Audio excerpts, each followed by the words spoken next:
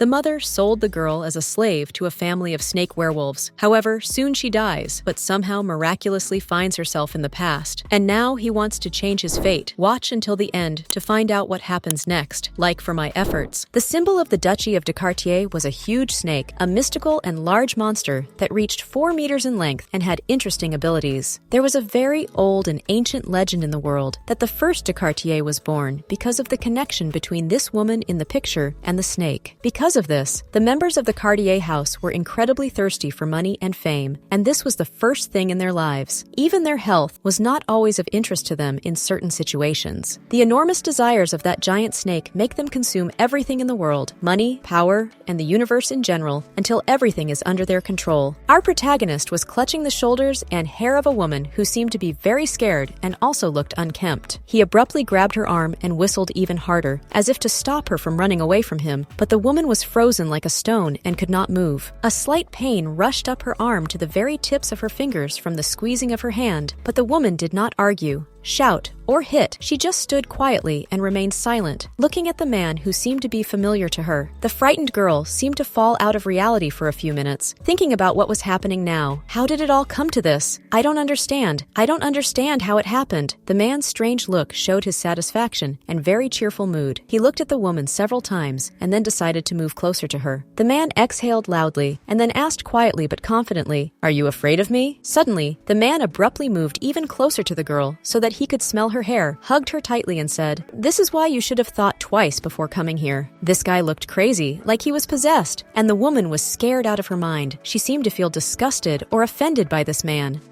He slowly opened the girl's mouth and stuck his thumb inside and said, "Don't hold back. I want the people behind this door to hear you." The people standing outside the bedroom door were guards, who stood straight and waited for the order to enter. But there was no order, only strange sounds from inside, because no one had the right to enter the room. The man made the girl feel unusual, and she did not expect it, but he ran his tongue along her neck. But the girl pulled away disgustedly, as if she didn't want to feel it, or she was disgusted by the man himself. There could be many reasons. Maybe she was just too young and naive. The girl clenched her teeth tightly. She planned to endure. In her mind, she recalled that he had never behaved like this in the past and had never done such a thing. It was very dark outside. The stars were already brightly visible in the sky, and the light from the rooms brightly illuminated the street a few meters away from the huge estate of the majestic and respected Cartier family. In the main hall, there was a huge painting of a black snake. It was a symbol of the Cartier family, so it is not surprising why the painting was so incredibly large. It was almost the size of the entire wall. All the girl wanted was to become a fake mistress for this man. She signed a contract with all the conditions. Of course, the contract slightly humiliated her rights, but the main reason she signed the contract was very important. All of this was to avoid a fate that was already prepared for the girl, whose life, named Elisha, was incredibly bad and difficult, both mentally and physically. This girl was killed after being drawn into the power struggle in the de Cartier family. She was lying in the heavy rain, scared and covered in wounds, remembering those days and terrible moments, trying to understand how everything went from that rain to sleeping with a madman. This was not such a big problem for the girl. This man made her uncomfortable, but she could bear it because the terms of the contract provided her with protection until the divorce. Elisha was already tired and exhausted. She had almost no strength left, and the man was very happy and satisfied, but his crazy smile scared Elisha a little.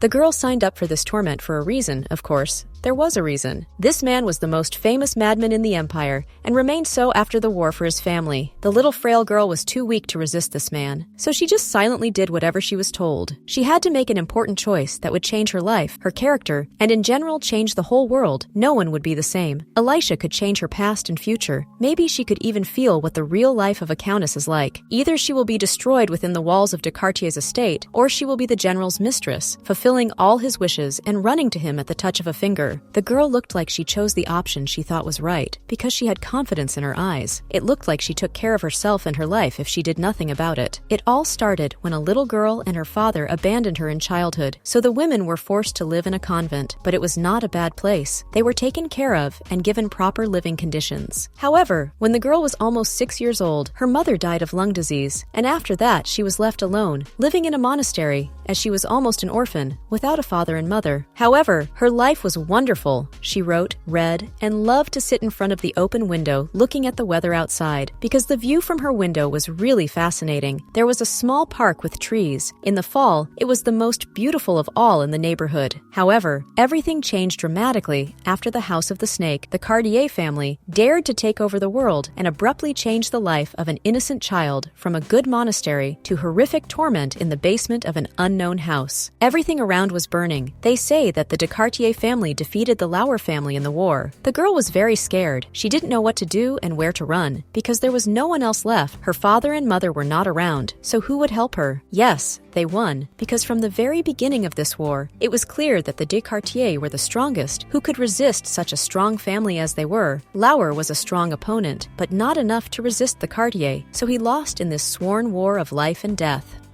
The war began only because Count Lauer wounded a knight of the Cartier family, but this was just a pretext to take their lands, so the war began. Then the real war began. Everything began to burn with bright red fire. People were killed, and soldiers were wounded. Innocent people suffered and fled wherever they could to protect themselves from bullets and fire. Subsequently, the child Elisha from this monastery was beaten. Her hands were tied, and she was thrown on the floor, cold and wet, interrogated and shouted at, forced to speak, beaten even more, and even a mark was put on her neck by the Cartier family to track Elisha's whereabouts. She was repeatedly shouted, "Show respect!" and Elisha was forced to obey. Otherwise, additional wounds and screams were guaranteed forever, or worse torment in the event of confrontation with the Cartier family. The man who looked at the girl was Jacob. He looked at the girl from head to toe, assessing her appearance and condition, her clothes and hair, and then he smiled slyly and said cheerfully, "Congratulations, you are the last living descendant of the Laurels. You are the new countess." They tried to force a little girl, Elisha, to sign documents, a contract with the words, "Sign this. Your father started this war, so we need compensation." The terms and conditions said that 30,000 zlotys were to be given, which was a lot, too much for a small child to pay at least something. So the girl burst into tears and did not understand how she was supposed to pay this huge amount on her own. The girl looked at this huge contract in tears. There were many more doubtful points, but for the most important point, she asked, "But how can I pay such a huge amount?" The man replied, "Collateral? You'll be collateral.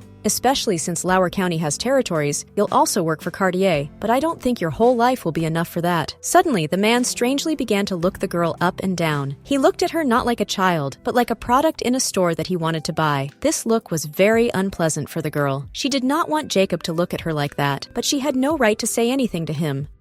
And then he said with a sly face and a strange look, "But you look pretty enough, so I think you can be used not only as a dirty maid and servant, you might be useful for other purposes." The man straightened his back and said loudly, "From now on, you are the property of the Cartier house." Thus, in 1988, Elisha de Lauer was officially recognized as the Countess of the House of Cartier, and from now on her life would not be painful and dark as before. Later, Elisha realized that she had received a lot of suffering along with the title. At the age of 14, she had already received a large number of bruises, cuts, and a huge scar on her face. This estate will become Elisha's future hell on earth from which she cannot escape because there was a mark on her neck that the Cartiers could use to track her. 11 years have passed since she became a countess, and she has obediently followed all orders, but sometimes she runs away from the estate in search of a better life, or at least to survive. When she was being chased by the guards once again, the girl ran through the forest in pain to the end, but the guards shouted to everyone else, "Here she is! Catch her quickly!" The woman ran as far as she could. She couldn't stand this torment and suffering any longer. She wanted a better life. Elisha was convinced that she deserved more than a dirty basement with mice. A familiar man, Jacob, was shouting her name, forcing her to come back, threatening and shouting that she should return to the mansion immediately, or it would be worse. But in Elisha's opinion, it could not be worse than in this Cartier house. But Elisha ran with only one thought. "I don't want to die. I don't want to die. They can't kill me. I want to get away from here, quickly." She didn't look at her feet. She ran wherever her eyes were. She was screaming. Her face was bruised and her arms were cut. Her body ached from the bruises, and the memories of her terrible life brought back fear and pain as if for the first time. They used her. They used the girl as they wanted, as a slave, as a mistress, as a cook, and many other options. In her 20s, she should have already been able to do everything in the house. Elisha could not allow her death to be used because she dreamed of a normal life, not the life of a prisoner of war without the right to vote and even the right to her own body and needs. At some point, she did not see the piece of wood in front of her. It looked like it had broken off during the storm, so she fell to the ground and cried, crying so hard because her hope was lost. Again, like the first time, lost, and she would not be able to return because this time it was too painful to get up and run somewhere. An older man, Jacob, the grandson of the main lord of the Cartier family, came up to her and said, "Enough. Did you really think you could escape from us? You've been doing our bidding all along. What happened to you this time?" He lifted the girl's hair and looked at her neck. When the mark shone, he said, "I warned you. With Cartier's property mark, you can't hide." The man lifted the girl up by her hair and said, "If you had only listened to me and just killed yourself, everything would have been much easier. You are so much trouble." Elisha screamed with all her might, "Get off me!" and then hit him in the face with fierce, hysterical force. It was the man Jacob who shouted at Elisha, waving his arms in all directions, "You mad, understanding, sick in the head girl!" He took a sharp swing and hit the girl with all his might, saying, "How dare you hit your honorable master?" The girl was thrown into the stones by a strong blow and hit her head on top of it. Blood began to spill over the stones. Then more and more blood was spilling at a tremendous speed, and then everyone began to worry that the woman had died. Elisha DeLauer began to remember herself as a child, herding horses, bringing them hay, and living a happy life, a life without torment and dark walls around her, without feeling hungry and cold around her, without pain and bruises all over her body, without a scar. She recalled how one day an unknown man grabbed her arm. This man was Jacob. He grabbed the girl's arm sharply and painfully. A crowd of unidentified people stood in the middle of the room laughing loudly. Elisha cried. She didn't want to live like this and feel the way she felt before. Everyone started to fuss. Everyone thought that Elisha was dead, but the woman could still think. She wanted it to look like suicide. She didn't spend her life for such a horrible and shameful death somewhere in the forest under a stone. Suddenly, she woke up. Her body ached. A strange feeling of warmth ran through her body, and her head felt clear and free. Everything was like a dream, so clear and sunny. Elisha was breathing heavily, as if she had been running a lot. Her arms hurt, but the soft mattress helped to reduce the pain. And suddenly, Elisha saw that there was a maid next to her who said in a warm voice, "Oh, are you awake?" The woman looked around the room where she was lying in surprise. Everything was so bright, so unusual and clean. This room was the complete opposite of the one she had been in for the last few years. Everything in Cartier was so dark and damp, and here it was so clean and bright. The maid was cleaning the room and then waved to Elisha and said with a smile on her face, "Do you not remember what happened? You fainted in front of our temple." Elisha began to recall the last events of her life, how she ended up here, how she lived her life, who she was, and why she was here. Everything was so unusual and new to her. Suddenly, Elisha remembered. It was 5 years ago. She decided to pray in the temple and cleanse herself of her sins because her father and mother were no longer around. So the only place that felt like home was the temple, where everyone was friendly and nice to Elisha. The girl got out of bed. She walked to the big mirror next to her bed, and then she saw the mirror and realized that the huge scar on her face was gone. The girl got out of bed, despite the maid's orders, and ran to the window because she was still shocked by the place she was in, especially after her death. She was happy to see the sun instead of the dark walls and the black sky from the rain, but it seemed so strange and unusual that she did not believe it was real at first. Everyone was fussing around and saying, "It's all for the master's birthday. Everything has to be perfect. The prayer from the temple is here. Be careful with it. Hey, we need more flowers here too." They were running around the garden, organizing the birthday party, and frantically throwing flowers and packages in one place. People kept saying, "We need flowers too. Is the guest list ready yet? Where are our flowers? Hey, bring the flowers here." The girl enjoyed the view from the window and realized that she had really returned to the past. It was so unusual to see this bustle and smell the holiday, the smell of a birthday. However, later I cried because I thought, do I really have to go through that dark horror again? Carriages with horses were heading to the estate, luxurious decorations with golden inserts, and very well-bred horses. These horses were special. They were carrying the general, and this was the son of the Lord, who was having such a remarkable celebration. The horses were black and intimidating, but if you look closely, they are quite sweet and calm, especially if you look into their beautiful eyes. The mad emperor was on his way to the estate. This horror could happen again. After all, everything that happened in the past repeats itself, and the torment in the dark basement could become a reality again. As long as it was light and warm outside, there was a feeling that Elisha was safe, and she wanted this feeling to last forever. A feeling of freedom and value, a feeling of safety and joy. The girls were sitting on the mountain. They decided to take a few seconds to rest. She had been working hard, despite her condition, because in the past, She was a miserable slave who was nothing and could not say a word in response to insults. A girl named Lottie, a friend of Elisha's, ran up to her and asked her with a worried look, "Elisha, I heard you were sick. How are you feeling now? Are you okay?" Elisha put her head down on the moss. The beautiful view was fascinating, but her thoughts were frightening. Elisha turned and sadly replied, "I'm fine. Thanks for worrying about me." Elisha looked sad, but she was not very emotional because she had experienced something she had never experienced before: fear, pain, suffering. The girl clutched her dress tightly and said, "Thank goodness. I was worried you'd miss our Lord's party. There's going to be a party for Cartier's throat. I wonder how impressive it will be. I could see out of the corner of my eye what a fabulous celebration it would be."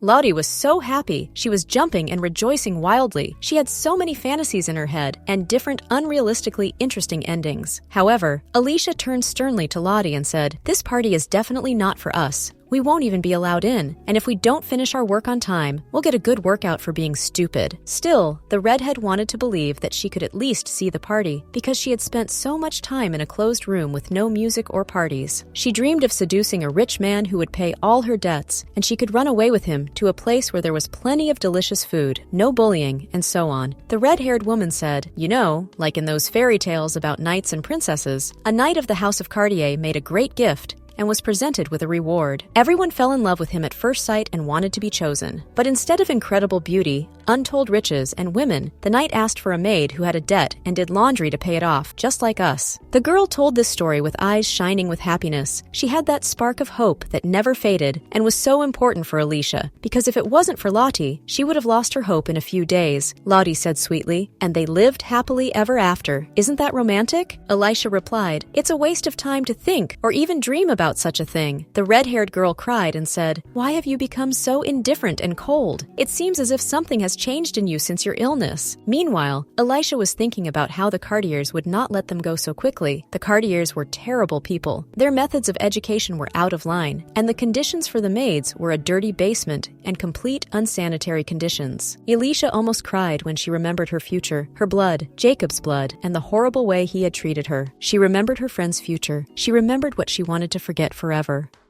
The girl's name was Lottie, and in the future, she will wake up from her dreams and want to escape from the hell that awaits them by seducing Jacob and becoming his lady, which will be the most important mistake in her life, which will subsequently lead to inevitable consequences. At one point, Elisha remembered the words of her friend from the future. "Elisha, maybe we were friends once, but now act like we don't know each other, or else it's a shame." It was a ball, luxurious and big, and when the girls were invited, they had to pretend that they were there just to have fun. 3 months later, Lottie will be mauled by rabid dogs set upon by Jacob's wife Corolla, who was not a simple woman, but also very cruel and callous. But if Elisha told her about it now, Lottie would not believe her, because her mind was clouded with thoughts of a better future. Moreover, what good would it do if Lottie knew his future? It is already predetermined. Lottie is so cheerful, everything could have turned out differently for her. Maybe it's still possible to change everything? However, later Elisha remembered her future, which was as horrible and gray as Lot's. She will die from numerous injuries and wounds, just like Lottie, from pain, suffering, and screaming, because she will be beaten and abused many times. It was still daylight, and the girls were already coming down the mountain to work, because Cartier's family must not wait, otherwise it would be worse. Lottie said, "Let's see how the garden has been decorated. Mr. Borden has made such a fuss, he's chased everyone out. We'll take a look at it from the corner of our eye. There won't be any trouble." The girl could not think of anything but the delicious smell of juicy food that beckoned her so much, the different dishes on those tables. Ord's birthday was indeed a very special holiday for the whole empire. Elisha thought, "I don't want to live this life. If I'm going to die anyway, I'll at least try to change my future. But how?" Suddenly, Lottie cried out loudly,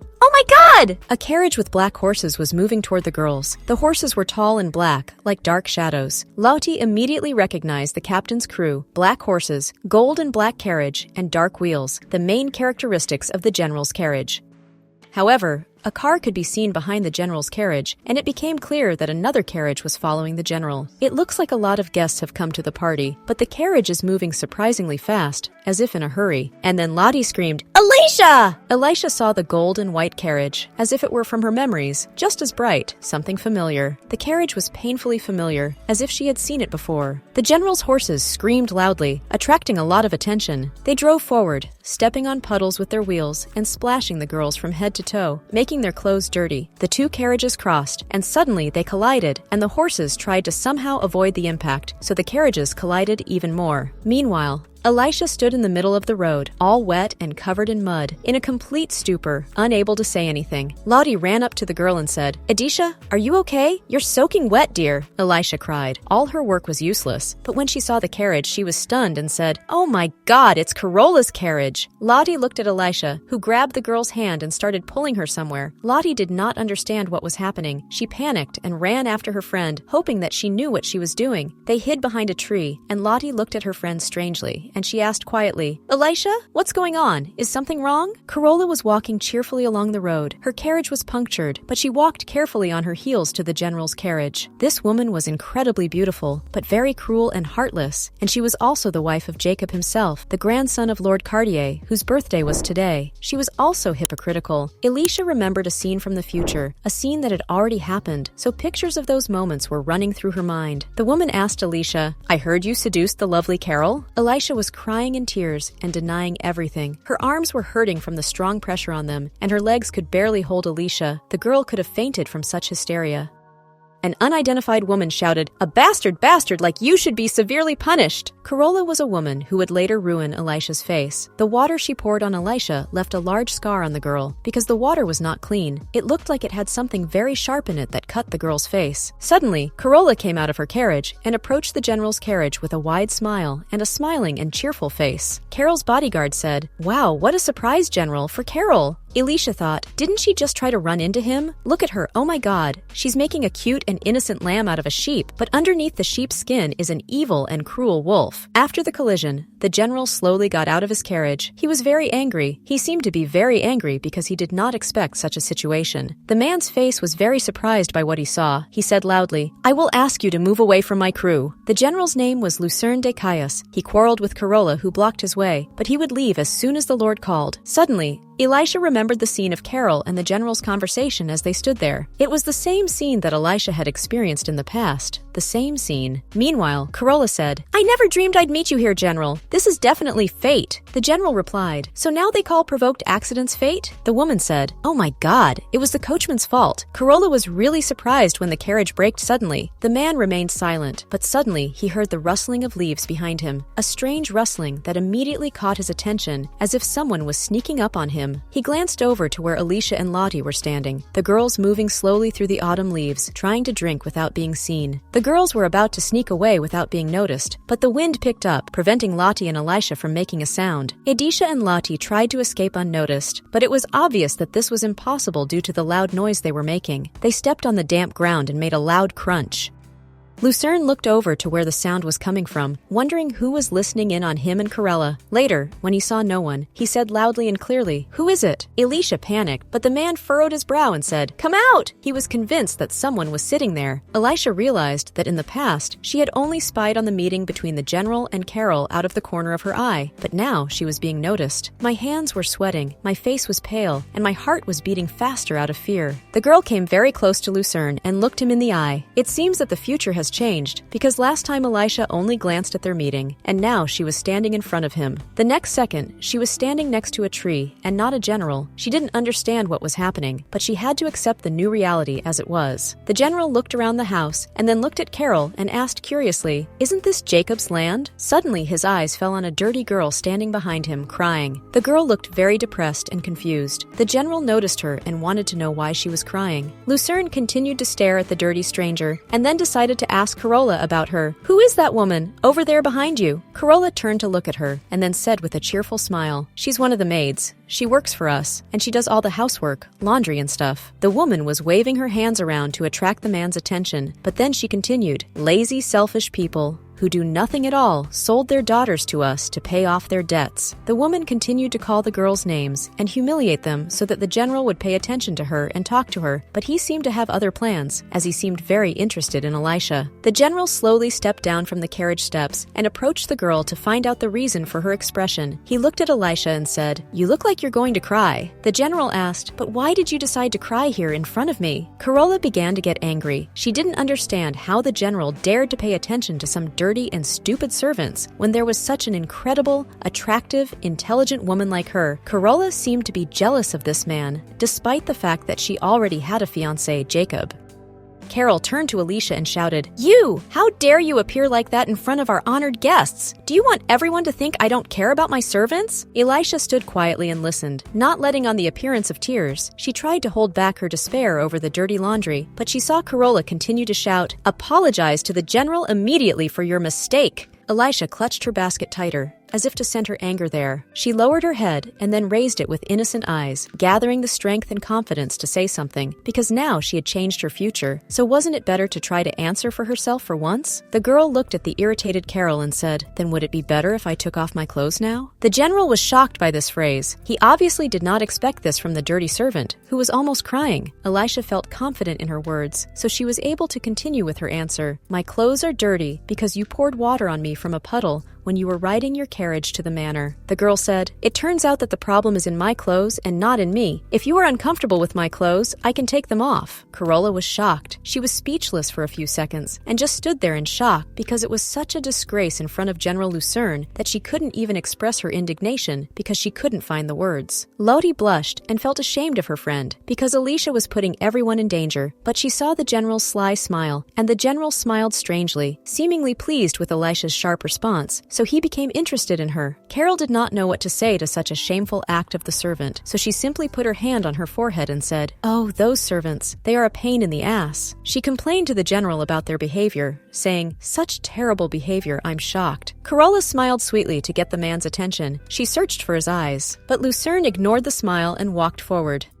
Carola almost fainted from anger. The general approached Elisha and looked at his dirty clothes for a few seconds. And then he asked, "You didn't answer my previous question, so why are you crying?" Elisha replied, "I'm sorry to keep such a distinguished guest. I was crying because I felt incredibly sad that today's washed clothes were all spoiled and covered in dirt." The general said, "It looks like I'm responsible for what happened. I should compensate for it." The man took off his expensive cloak and pulled it over Elisha. This gesture caused Carol to be terribly indignant, but Lucerne did not care. The girl was shocked.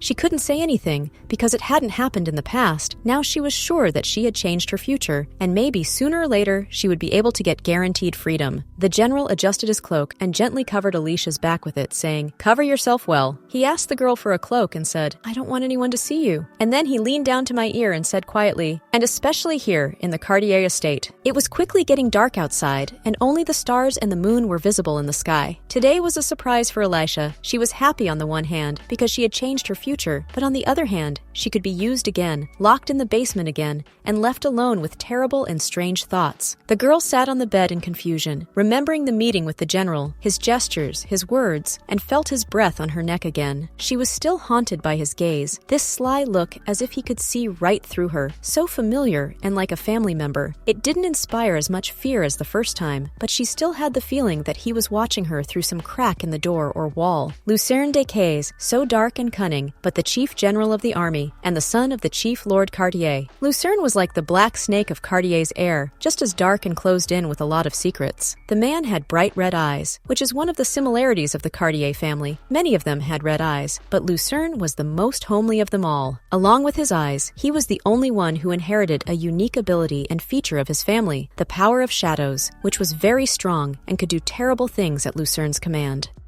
Lucerne had a mother, unfortunately. She was also an element of redemption. That is, she was sold to pay off debts, so the boy did not inherit the name of the house, half-blood, so to speak. It is said that the cold-blooded Lord Cartier regrets this. His wife was a lot to him, an important part of his life, but after all the events he became closed off and almost stopped communicating with his son. Lucerne has long wanted to be the heir to Lord Cartier. The House of Cartier chooses its lord through competition and tests. Instead of simply passing the title to a direct heir, he may be a bullshitter, but everyone fears Lucerne's unusual abilities. The guy started out as a simple knight and bodyguard, but now, at the age of, he became a general and headed the imperial army. He achieved everything on his own, but in the past, Lucerne knew that he would not be able to get Cartier for himself. It was very disappointing for him, because he realized that one of the Lord's sons, or Marco, or someone else, would get this estate, so Lucerne did not want to let that happen. So the man promised himself, "When I was 7 years old, I swore to myself that anything I could not get, I would destroy with my own hands." After that, Lucerne tried to destroy Cartier. This man was very dangerous, and it was not known what he would do to get what he wanted: death, fire, or even worse. Suddenly, Lottie said, "Elisha, why aren't you scaring me to sleep?" Elisha immediately awoke from her thoughts and turned to her friend. Lottie yawned and covered her mouth with her hand, and then continued, "I'm so sleepy. sleepy, so I'm going to go to bed. Elisha continued to think about her debt of 30,000 zlotys, which worried her quite a bit because it was not a few dozen gold pieces. It was 30,000, a huge sum for an ordinary, useless maid like Elisha, a lifetime's worth of money that would not be enough to earn her freedom. Even if Elisha escaped, she could be recognized by the mark on her skin, which was also like a tracking locator to see where she ran to.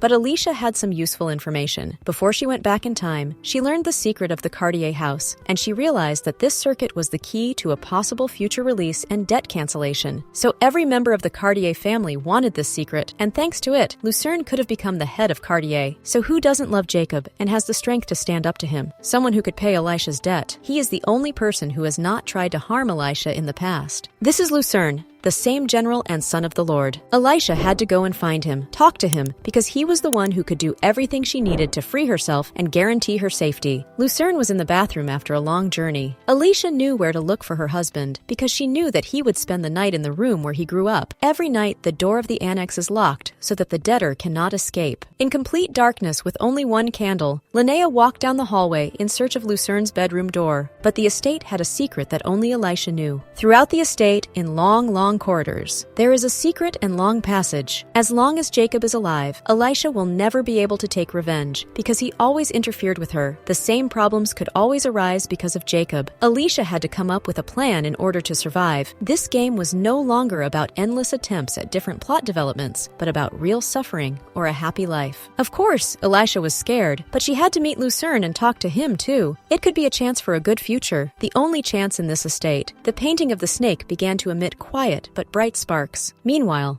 Lucerne was sitting in the bathroom, tired of coming home every time. He doesn't get along well with his father. They had a lot of arguments, and their relationship deteriorated more and more each time. Suddenly, the man remembered something, dropped the glass of water from his hands, and began to run through pictures in his head. A well-dressed man said, "These are the daughters of fallen aristocrats who could have helped you get your title." The man continued, "The owner said that you might like someone, so the marriage will be organized quickly."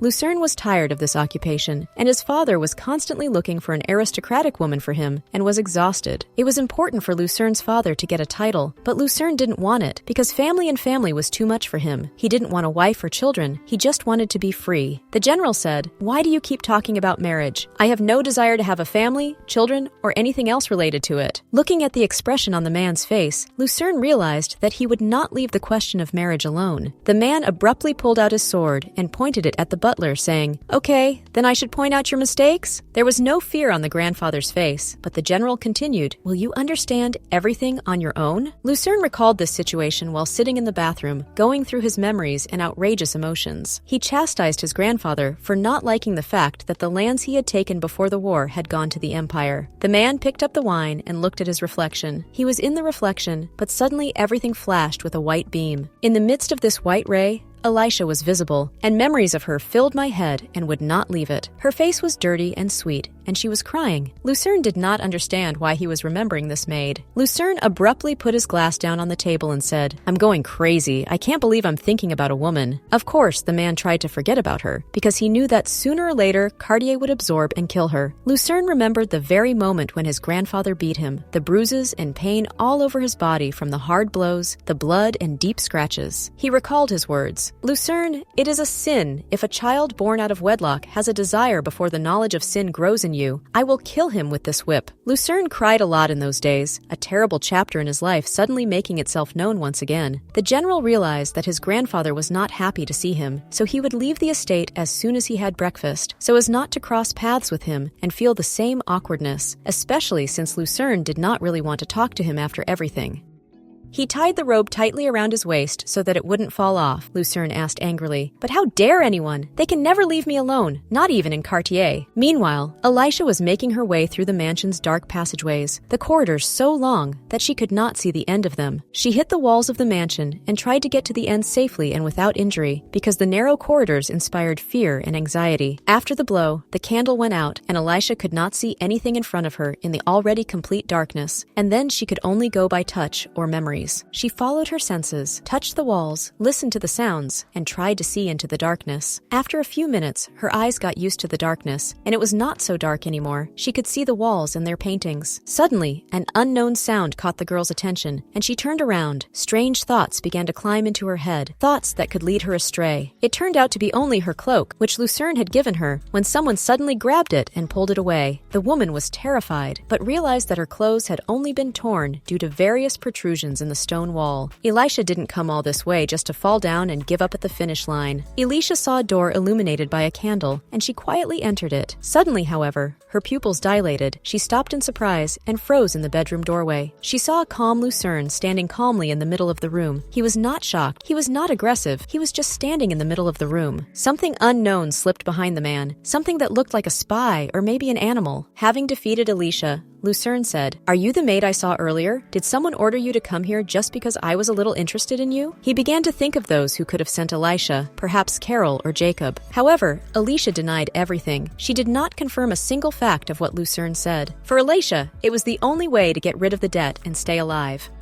Elisha stood up confidently and said, "I'm here to make a deal. I have information that the general would like to hear." She began to speak confidently, but not loudly enough to be heard. Lucerne just watched the girl slyly, listening to her carefully and thinking about how to respond. At one point he said, "I think I can trust you." He looked at her with contempt. Elisha was wearing a light nightgown and a cloak. Lucerne said, "In this outfit, this is the weakest killer I've ever seen, and it's so funny." But Lucerne was in a bad mood, so he was too angry to listen to anything. He said, "Can I hear the answer? Corolla? Jacob? To whom should I send your body?" Elisha raised her voice and said, "No one said to come to me. I just want to help the general." Elisha was scared because she thought that General might kill her. But suddenly she started saying, "My beloved Iris." She continued, "On this rainy day," confident, Elisha said, "You were born under the butterscotch tree. That's why you have that name. When I was pregnant with you, a white snake appeared to me." Lucerne abruptly grabbed Elisha by the throat and threw her on the bed, clutching her throat. These words seemed to be very important to him, but he wanted no one to know about them. Only Elisha knew. This woman was not as simple as he thought at first glance. However, the girl was going to give up so quickly. Even through the pain in her throat, she was trying to say something with a wheeze. However, Lucerne was the first to do so. She looked at Lucerne, who said with incredibly large eyes, "Who are you?" Elisha knew that with this information, Lucerne could become a lord of this house. And not only a lord, he could get a lot, but she wanted to guarantee her safety and protection with this information. Elisha recalled how Jacob begged the woman to never reveal the secret, to keep quiet and say nothing. At least until he becomes the head of the family. Corolla looked at his tears and took him by the chin. She looked into his eyes for a long time. She looked quite calm and greeted Jacob, so Elisha did not immediately realize that this was really the same Corolla, the cruel and heartless one. Moving him closer, she said, "I have already burned this information. The last trick of this woman is gone."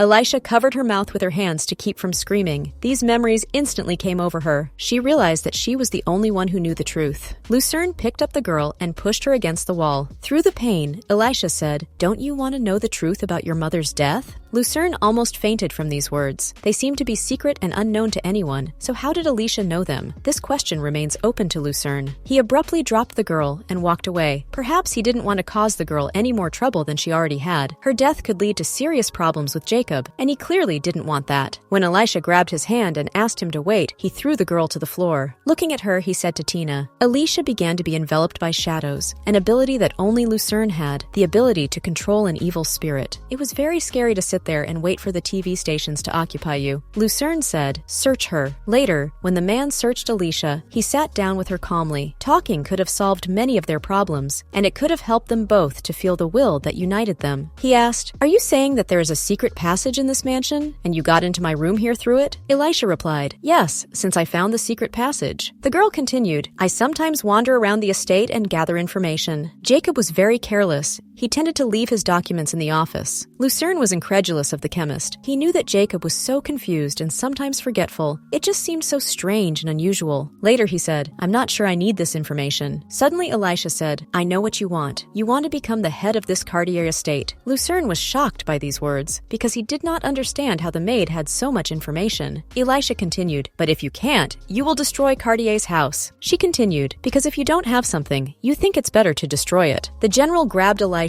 and aggressively pushed the girl against the wall. He aggressively asked her, "So do you want to die or what?" Elisha looked at the man with such innocent but confident eyes and said, "I can help you become the head of the family."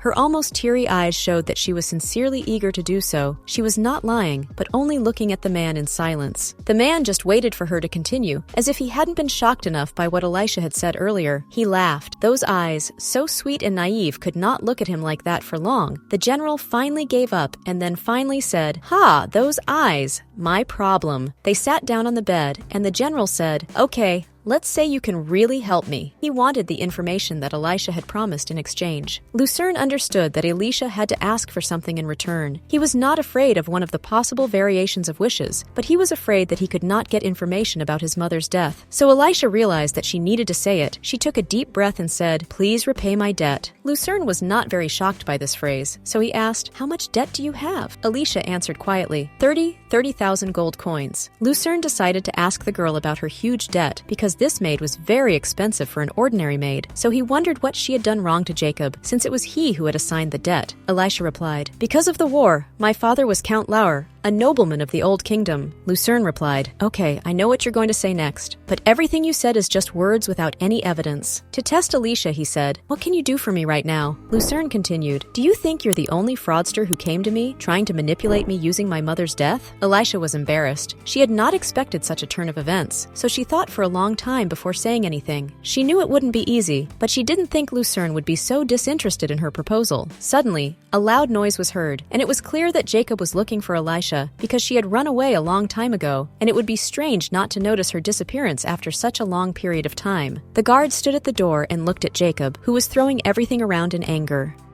Jake angrily shouted, "I plan to take her to me and then throw her away, since Alfalfa seemed interested." Jacob ordered the mage to be summoned immediately and to find Elisha immediately. This woman could be a lot of trouble, and Jacob needed her now, and it was better that she didn't run away again. Otherwise, she might tell something she shouldn't. The guard ran to the general and shouted, "General, a woman ran away from us. Perhaps she is in your room." They continued, "It is very dangerous. We need to inspect your room," Lucerne said indifferently. "Looks like they're already looking for you." He turned his head a few times to the west and to Elisha, trying to think of some plan to help her avoid being caught by Jacob's guards. Elisha was beginning to think that this was the end, because Jacob knew where she was, and he would probably come for her, and everything would repeat itself again and again. Dark corridors, scars and bruises all over her body. The girl could not allow this. She only wanted freedom, but Jacob seemed to be against it, so he had his guards search the general's room to find the woman. She grabbed Lucerne's robe and said, "Please, make me your subordinate. I'll do anything you say." Lucerne continued to stare indifferently at the girl, as if expecting more pleas. Perhaps he just didn't want to help, or perhaps he expected something more than just please. Elisha said, "Why not me? I've done everything. I can do more." Elisha had already dropped her husband's robe without hope. It seemed that without hope she could do nothing. All she could do was wash the floor and do laundry. That's all. Hope always dies last, but it seems that Elisha's hope has died now. She said, "What kind of countess am I if I can't pay off my debt?" Lucerne approached the girl and said, "So you're a countess, huh?" He lifted her face with his hand so that she could look at him, and Lucerne seemed to be interested in the girl for the first time. After all, a countess like her could have helped him end his quarrels with his father, and her titled background could have played an important role in Lucerne's life. The general looked her in the eye and said, "I take it you inherited the title of your father, Count Lauer?" The man's strange smile made Elisha feel uncomfortable. She had seen this expression many times before, so she began to get used to it. Lucerne did not look as dangerous as everyone described him, but no one knew what he could do when he was angry.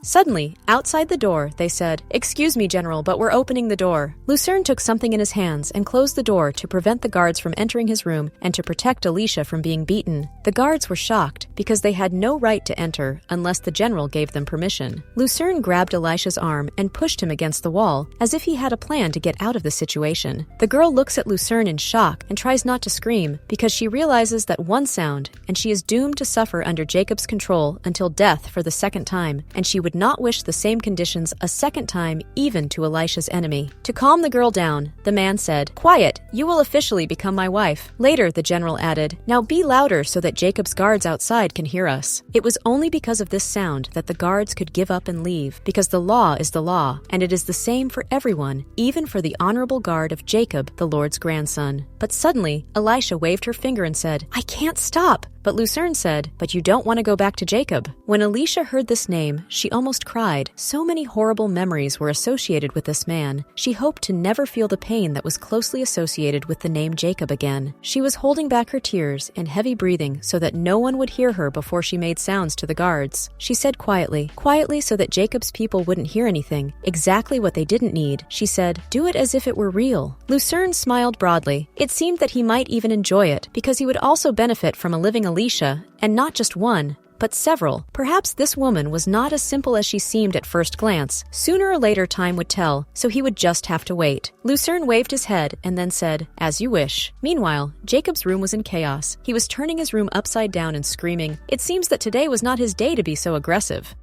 He was smashing everything around him and screaming, "Why the fuck does this bastard even allow himself to be assigned to me?" Jacob clenched his fists and said, "Lucerne, I'm not going to let you get away with this." When the guards left, Lucerne and Elisha sat down on chairs and started talking, because that's what Elisha had come for. Elisha just thought about why the guards were there, left, and then remembered the rule that if the general spends time with a woman, no one has the right to enter. Lucerne called Elisha and said, "Hey, will you tell me more information? What do you know about my mother?" Elisha replied, "I can't tell you now." She knew that only with secret information could she keep Lucerne close to her and guarantee her safety. She continued, "After the events of this night, I can no longer be left without your protection, so I will not reveal all my cards to you until my safety is guaranteed. However," the girl added, "I promise to provide you with all the information later, with all the evidence." The Count laughed and said, "Well, what a great scam. You're not doing anything for me now? You're just demanding." Elisha replied indignantly, "Well, at least you hurt Jacob. People will make fun of him because you took away his bail." Lucerne thought about these words. Elisha just wanted to believe that she could repay the debt. Suddenly, Lucerne said, "Okay, I'll give you 30,000 gold coins." However, he had to ask for something in return. Lucerne abruptly grabbed the girl's arm. He held me close and said, "But you will marry me today now at this moment." Elisha looked at Lucerne, who was smiling strangely. His face was satisfied, as if he knew what he needed. There was a feast in the main hall. The man said, "That horrible Lucerne kidnapped a woman who was under my protection." Another man replied, "This time he went too far. An illegitimate child now has the right to become the family's heir." Jacob shouted, "By law, he should have his hands torn off." Suddenly, Lucerne said, "My lord, you have long insisted that I should marry a woman of rank." Lucerne shook his head in displeasure, and then he added, "I was just following your orders last night. I was spending time with Jacob's maid, and as it turns out, she's a countess."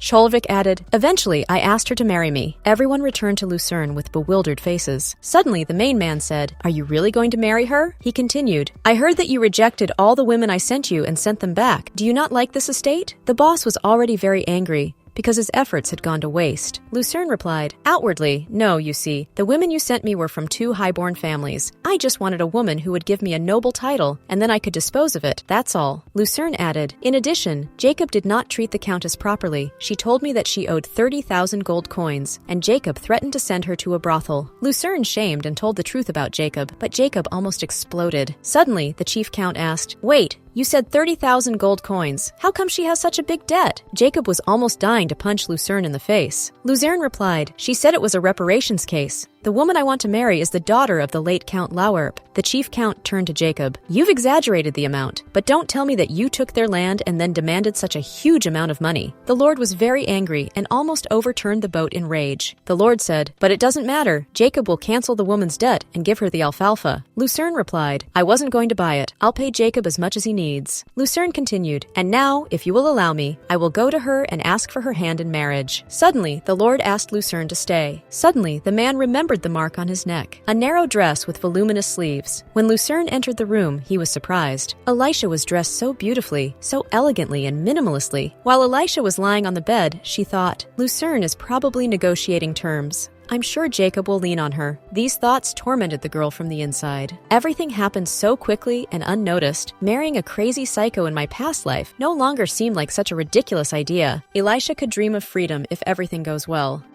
The girl looked at the sun and remembered that she had looked at the sky at night from this very spot. Elisha was asked to marry her, and she said, "I understand why you need a wife with a title, but there are a lot of analogs, and I don't have to be your wife." Elisha thought she wasn't worth the money, so she spoke out. But Lucerne said, "You're wrong. My wife is worth much more, but you have to prove your worth." He looked at the woman and said, "And your body is a pledge." He added, "If you prove your worth, you will be rewarded. As long as the terms and conditions are not violated, even divorce will not be a problem or be." But of course, Lucerne was taking a big risk. He could trust a woman he hardly knew and gain everything, or he could trust her and lose everything. But Elisha looked so defenseless, so Lucerne wanted to believe her, because even if she was an informant, she looked quite convincing. He said quietly, "But if you're lying to me, or if you're Jacob's spy, that's not going to happen." He jabbed a finger at her as if to tell her to obey him, and he looked quite confident and serious, so Elisha felt like a hostage to a contract that did not even fully specify her rights and opportunities. But Lucerne later said, "Don't disappoint me, Elisha." She thought about it for a long time.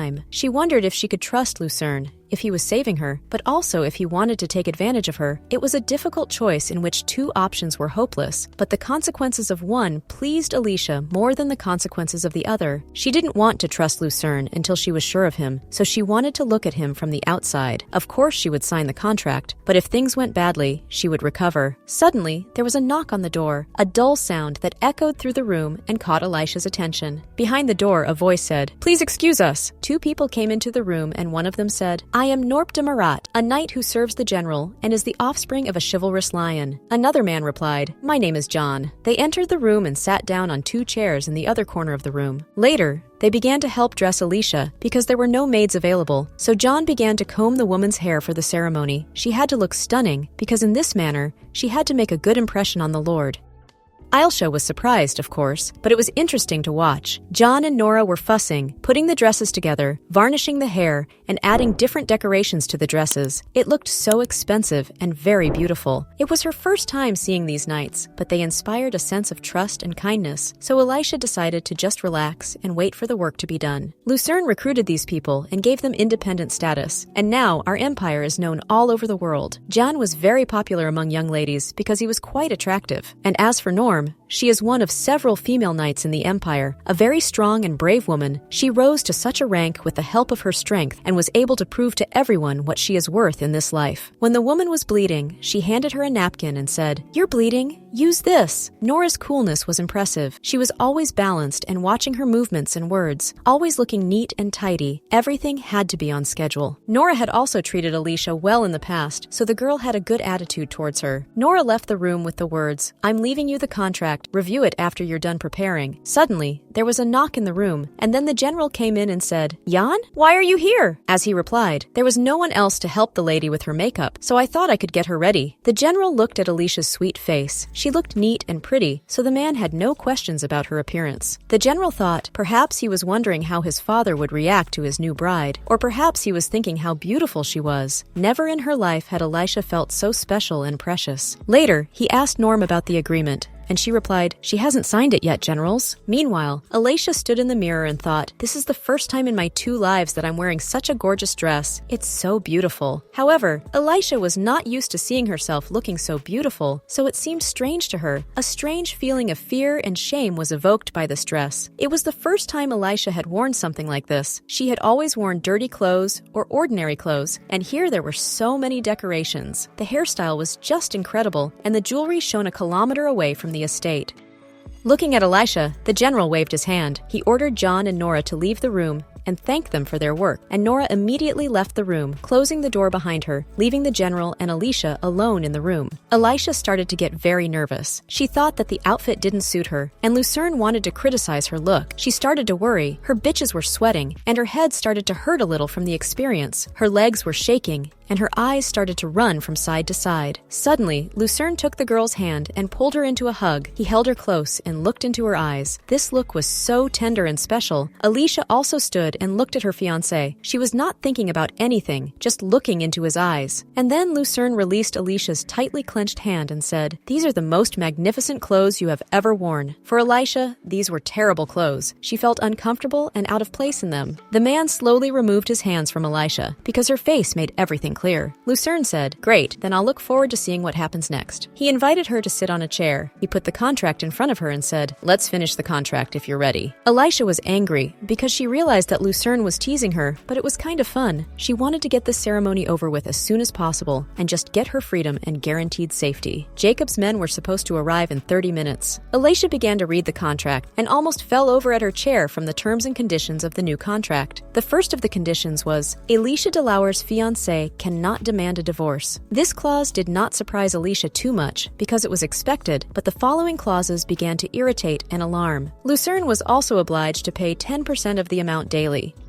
The next clause, if the divorce is due to Elisha DeLauer, she must pay 30,000 gold coins. In this case, Elisha will still be used, and there is no guarantee of safety and protection. The next clause, if Elisha cheats during the marriage, she will be imprisoned. Surprised the woman. All the clauses were about cheating. Elisha had no plans to cheat, but this sharp prohibition on cheating was as if Lucerne had been cheated on many times and was now trying to compensate for his trauma. Basically, the contract required Elisha to give up her rights, so she did not want to sign it right away. The room fell silent for a while. Elisha's surprised face began to alert Lucerne, and he realized that something was wrong. Suddenly, Elisha said, I can't sign this contract. Lucerne replied, I'm worried that you've changed your mind, even though you said you were ready for anything. Elisha replied, my desire to help you has not changed. However, she just wanted to change the terms of the contract because complete imprisonment is not protection. It's like enslaving Elisha, so she wanted to relax such drastic bans on everything and feel in normal, healthy security. Lucerne said angrily, Elisha, why are you trying to change everything in your favor? I'm not a big fan of negotiations. Elisha said quietly, all the terms of the contract are about what happens if I betray you. She continued, if you don't trust me, then you should have given me the truth potion and interrogated me. Lucerne was surprised by these words. He did not expect such harsh accusations against him. Elisha only maintained a stern look at her husband, a look that was confident and stern, a look that confused him a little, but also appealed to him at the same time. Lucerne said, I don't understand what you want, Elisha. Elisha asked when she could divorce Lucerne, a question that was the end of the matter, because Elisha knew that Lucerne did not need her as a wife. He only needed her for her high status in society and for Cartier's secrets. Lucerne was silent for a while, trying to collect his thoughts and express his opinion, and then answered, as soon as I become heir, or I don't need you anymore.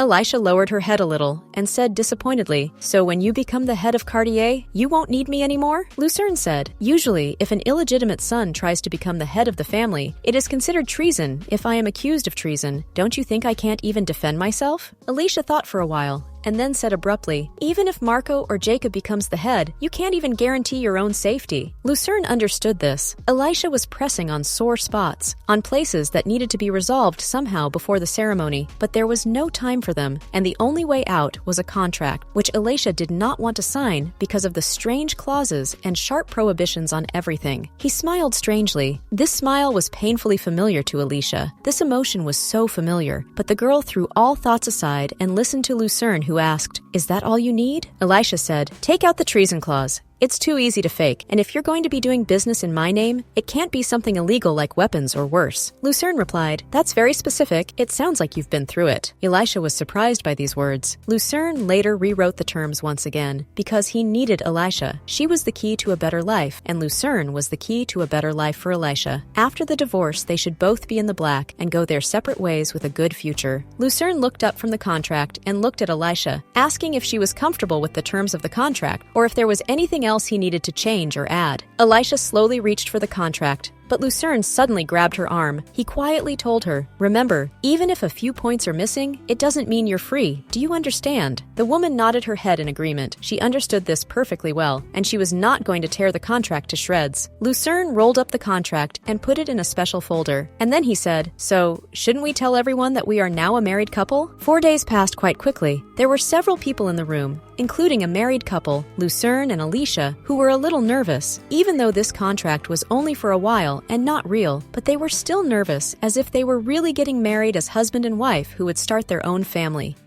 The mark on the girl's neck was a big nuisance, so they had to come up with something to do with it, because once Elisha became Lucerne's property, she should no longer belong to the Cartier house. The wise man said, what should I do with the tracking tag? Lucerne cheerfully said, mention this to my shadow. The shadow left Lucerne's hand and headed for the mark. It bit the girl hard, but Elisha understood that it was necessary. From now on, wherever Elisha went, Lucerne would find her. Lucerne's tag was also a kind of locator. Lucerne knew where his wife was, and knew where to go to find her. She She asked to look at the mark in the mirror, and Elisha was curious to see these artistic marks on her own neck. Lucerne turned angrily to the officers and said, "If you want to leave here on your own 2 feet, turn around." The girl looked at the tag and exhaled. Suddenly, Lucerne put his hand on her shoulder. Lucerne said, "Everyone has been talking about you lately." He continued, "They are a bit suspicious, which is probably why the Lord Cartier demanded a wedding ceremony." The man found this mark unpleasant, so he wanted to put a new one. He bit the girl's neck. The ceremony began very soon. The young people entered the hall full of fear.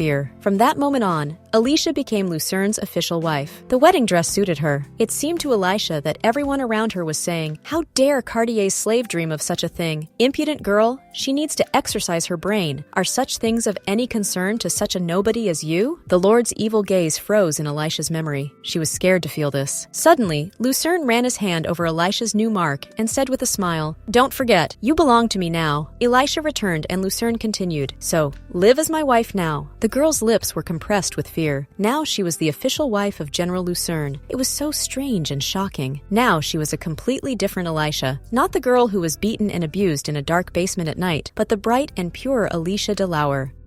She will stand equal with those who once mocked her. Everyone who ever raised a hand to her, yelled, or called her names. Now they are no better than Elisha. But unfortunately, they do not know this yet, because this past is not the same as it was before. It is a new past that has built a new future. She couldn't even imagine anything like this before. Such a contract, such a man, and the whole situation seemed like a dream. Unreal, so strange, but it was actually real. The ceremony began, and Elisha continued to think about her past, trying to let go of all the bad thoughts. Elisha straightened her back and looked around the room with confidence in her eyes. She couldn't believe that this man was now her fiancé. At 14, she became the Countess of Cartier, and today, she is the bride of one of Lord Cartier's main sons. Life turned the other way and gave me a chance, a new chance, a once-in-a-lifetime chance, and the main thing was not to lose it so easily and unexpectedly. A chance to take revenge on the Cartier house and those who tore her life apart, and the last chance to become free and independent. The ring quickly slipped on the girl's finger. It fit perfectly and adorned the girl's finger. Father said, "In the year 995, by the grace of God, Lucerne dem Kais." The bride and groom's eyes locked for a moment and did not leave each other's. Neither of them were ready for it, but the circumstances demanded a wedding ceremony. Otherwise, it would be worse. The father continued, "And Elisha de Lauer are declared husband and wife." Everyone began to celebrate this incredible event of the empire, because this does not happen often, and many people congratulated Elisha and Lucerne. Lucerne stood next to his father, the Lord, and they looked around the room without a word, like two guards controlling a party. Suddenly the Lord said, "Well, I don't know what whim took you." He calmly continued, "But you finally got married. Even though you refused everything, your wife is starting to do great things now." The Lord began to praise Elisha and tell her how interesting and funny she was, and Lucerne was surprised by the number of compliments he received from his new wife.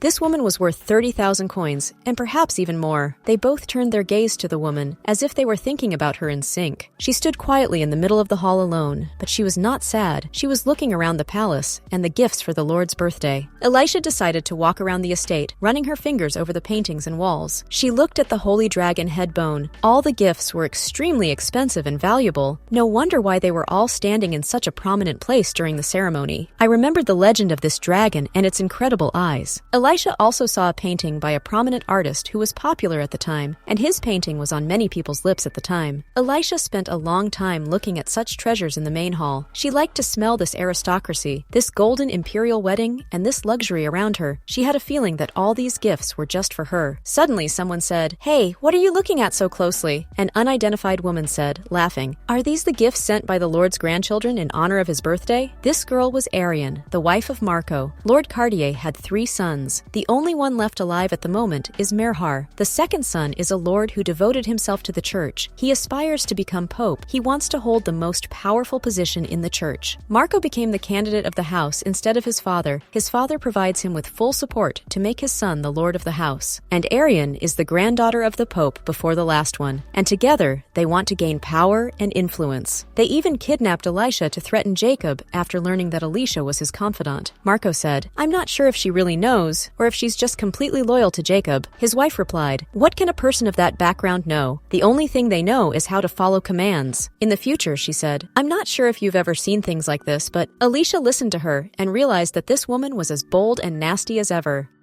Elisha replied, "These are such rare stoves. They must be for a lord." Suddenly Elisha said, "Especially this bone of the holy prophet Listraph. The bone of a saint who died of natural causes can bestow the blessings of God. One of the most impulsive businesses of the temple uses the artifact for its own benefit." Arian said, "I think you have a better marked eye than I thought." She continued, "My husband brought this gift to the Lord." Suddenly the girl saw Corolla crying. Of course, she was pretending, but she was doing it very well and skillfully, attracting Jacob's attention. Jacob asked, "Corolla?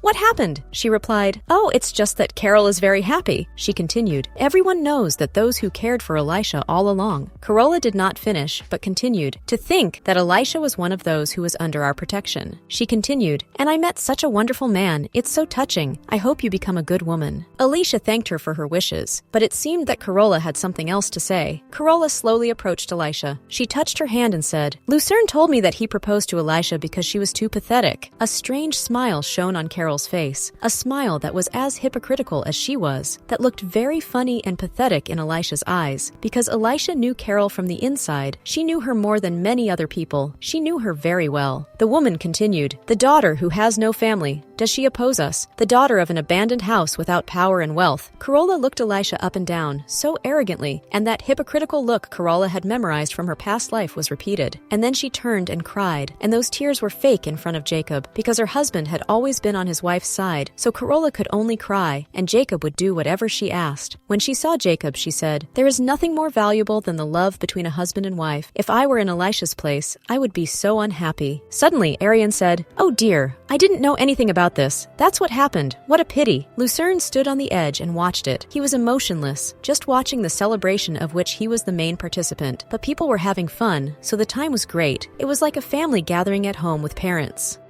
Suddenly, Elisha smiled modestly, looked at Cern, and then sharply turned her gaze to Carol, knowing what to say to her to put herself before the Lord once and for all. She looked at Carol and said, "Madam Carol, that was quite arrogant of you." She continued, "They say that arrogance indicates a lack of manners in a noble family." The woman was shocked, but Elisha did not stop. "There are many couples in the world, and they are different from each other. So even if my husband was interested in me because of my modest body, why don't you consider it love?" Elisha pierced Carol with a stern look that gave Jacob's fiancé goosebumps. It seems she underestimated Elisha, because this woman is not a maid with dirty clothes and terrible manners, but a real well-mannered Edie who knows all the subtleties of etiquette and rules of behavior. And then she straightened her back, folded her arms, and said, "Besides, how dare you make fun of my family at my wedding ceremony?" She decided to finish, "Don't tell me you've forgotten how Count Lauer died." The Lord started to get a little angry because of this riot in the hall. It was his son's ceremony, but for some reason, the guests stopped paying attention to Lucerne. However, Elisha's piercing gaze made Caroline stop talking for a while. Suddenly, Jacob shouted, "Do you want to say our house hurt you?" He continued to shout, "Do you think the Cartier family will apologize to a family like Lauer?" The man took a swing at Elisha and wanted to hit her. The woman had already prepared to receive a blow to the face. She tensed her arms and her whole body. Suddenly, however, a soft scraping of the floor was heard. A quiet wheeze spread through the room, and everyone turned to see what was happening. The girl opened her eyes and saw that Lucerne was twisting Jacob's arms, and Elisha was shocked by this action, because it meant that Lucerne could have huge problems with his father, even bigger than usual. "Look at him," he said. "You shouldn't raise your voice when you're in front of Lord Cartier." Jacob was furious. He almost attacked Lucerne. His hands hurt from the force of his grip.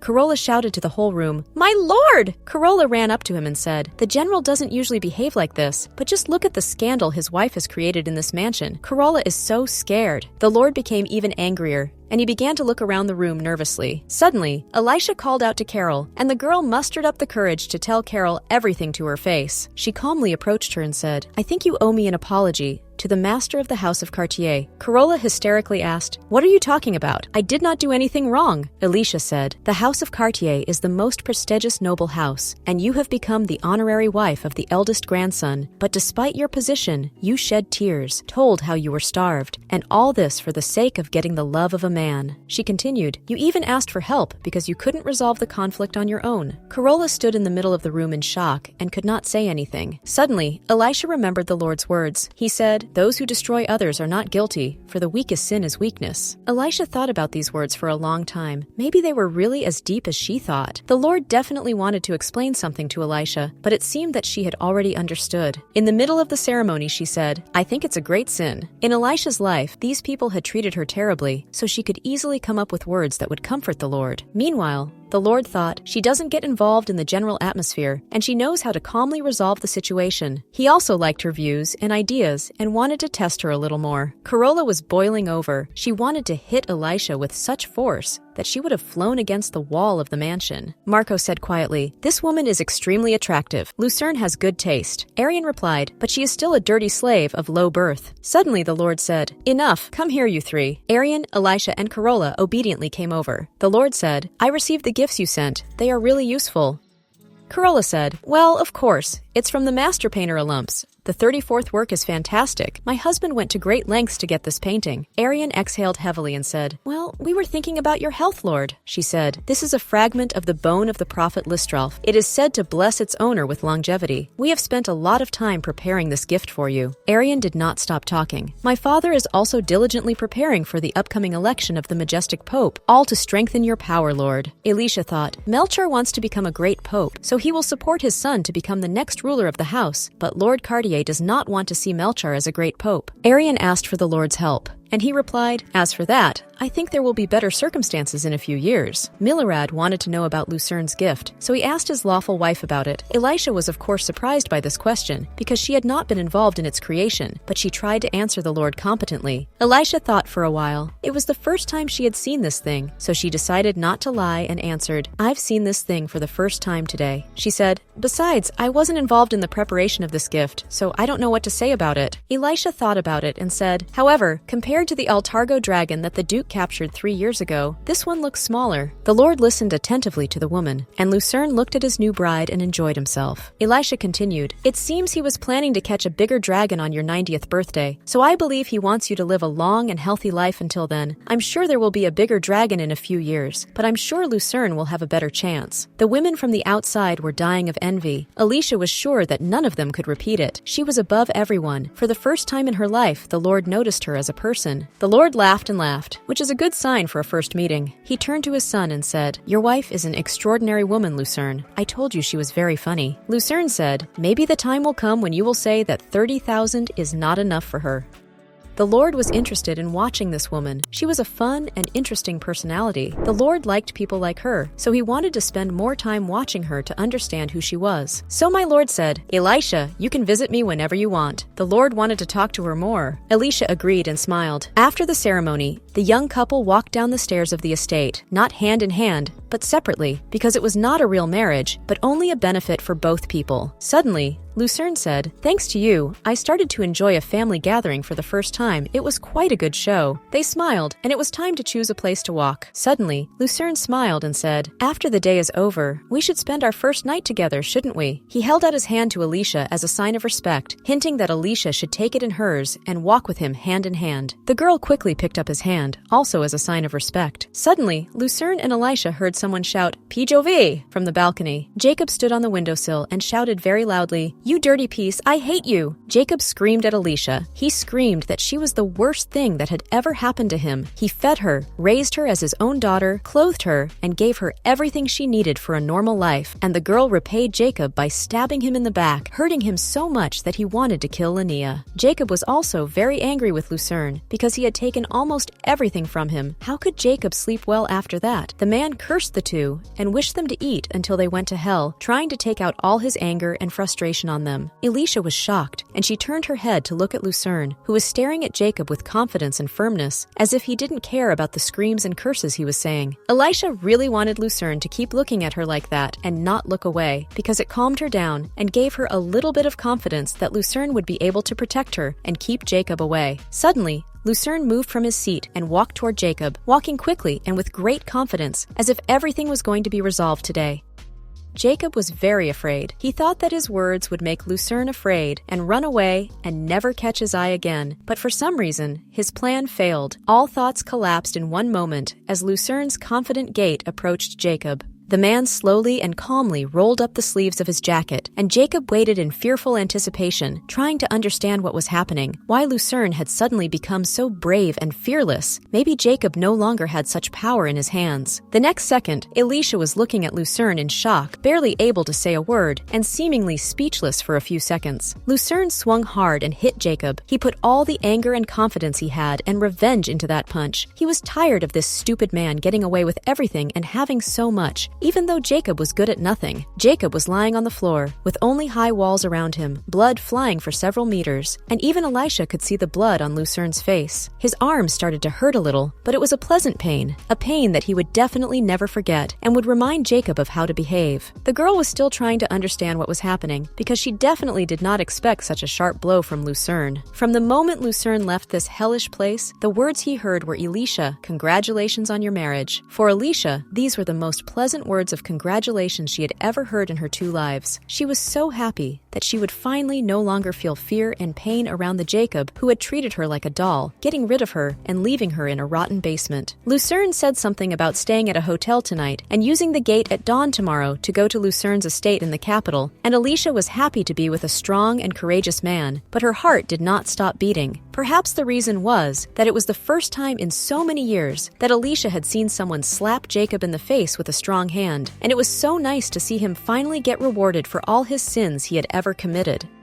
The girl was looking at the general, but suddenly caught his gaze on her, and she thought for a long time about what had happened recently, because it was the first time that Elisha had ever felt truly safe and with all the benefits. Suddenly, she decided to ask the general if being weak was a sin. After all, people are born with a certain characteristic, and if a person is able to change it, then why don't most people in this world do so, and even think about the fact that they can really fight back against those who bully and humiliate them? Lucerne answered that being weak is a sin, and he agreed with this statement because he grew up in a family where everyone would say that, and they have no other choice. They are all strong and brave. Everyone has enough money and strength not to think that they might lose everything because of their weakness. Elisha felt stupid because she knew perfectly well that the Cartier family had always been like this, and it was very strange and stupid of Elisha to think that Lucerne had hit Jacob for her because he was too proud to do so. Elisha was also very upset because she was not really his wife. It was just a contract for survival, nothing more, and it definitely could not develop into an even greater feeling between them because the contract was made so that Elisha would not die a second time at the hands of Jacob. Elisha sat in the carriage and just looked at the general. She seemed to have feelings, but could she hide them? Such thoughts just killed the girl even more when she looked at the general, who could only think of money and fame. Suddenly, the general knocked the girl out of her thoughts and asked if she had expected a negative answer since he was so strong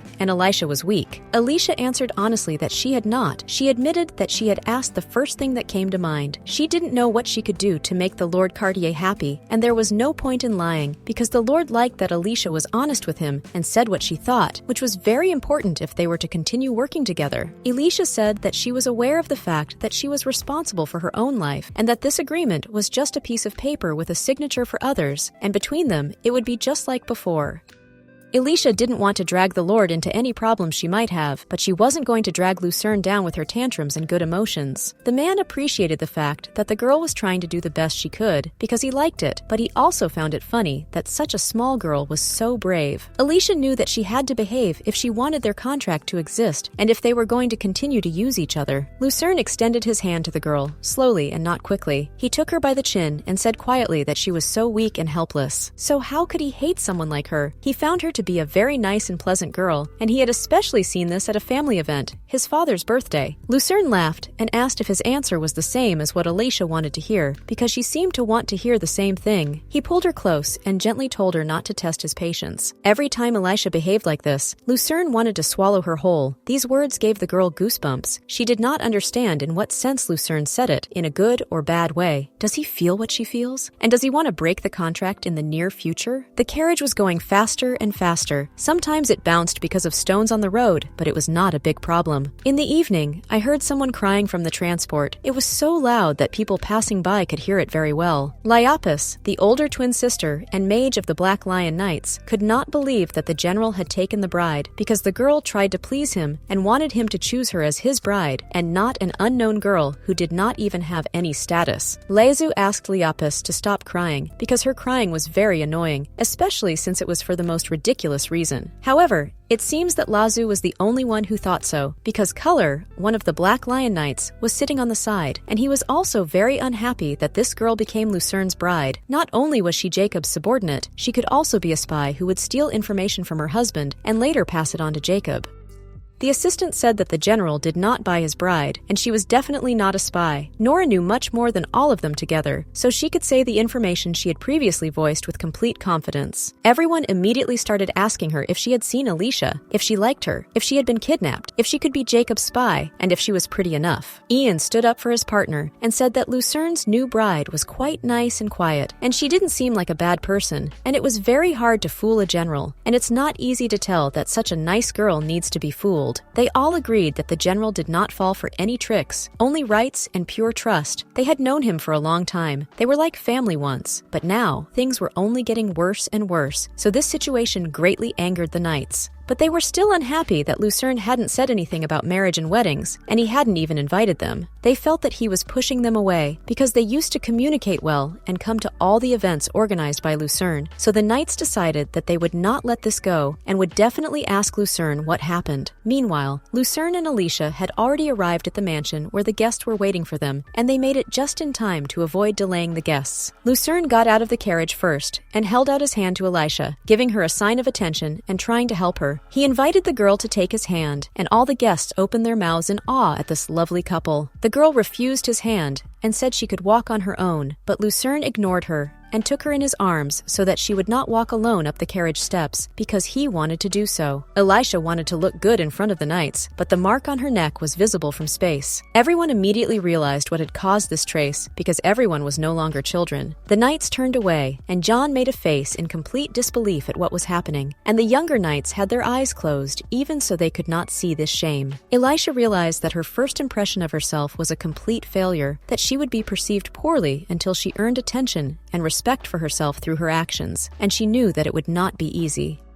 Lucerne noticed how ashamed Elisha was, so he wanted to help the girl. He grabbed the girl more firmly and carried her to the entrance of the mansion, where a servant was already running out to help with the luggage and all the other things. The nice man greeted us and said that it was a great honor for him to host the general and his wife, and he recommended that we come to dinner with them and ask them at the reception if we had any questions, where they would be happy to help. Lucerne interrupted the man and said that any person who interfered with him and Elisha would be beheaded. The nice man understood everything and escorted the hotel guests to their room. It was very well renovated, had a good atmosphere, and was generally very comfortable. Lucerne put Elisha on the bed because he had been carrying her all the time, and when he came home, he put her on the bed right away. Elisha knew that she had to have her wedding night with Lucerne because it was very important if they were now wife and husband, even if it was only a documented tradition. Lucerne was a little nervous because he knew he was only doing it under a contract, but was there something more than just a contract that was driving him? He couldn't figure it out for himself. He slowly began to take off Elisha's dress, and the girl felt quite uncomfortable because she had never felt this before, and she didn't think she would ever feel this next to a general who was scary to even think about because it was like an unattainable star in the sky. However, Lucerne didn't know where to start because he had never had a woman before, and his only interest was in the fortune of the Cartier and how to take it for himself because he wanted his father's legacy to go to him and not to his brothers and relatives. Lucerne looked at Elisha as if expecting ideas from her, but later realized that she also did not know what to do in such situations. The man slowly began to move toward Elisha's lips, but suddenly the girl began to actively push the guy away from her. She said that she hadn't eaten anything since the morning because of this dress, hinting that she was very hungry and would like to eat now before it all starts.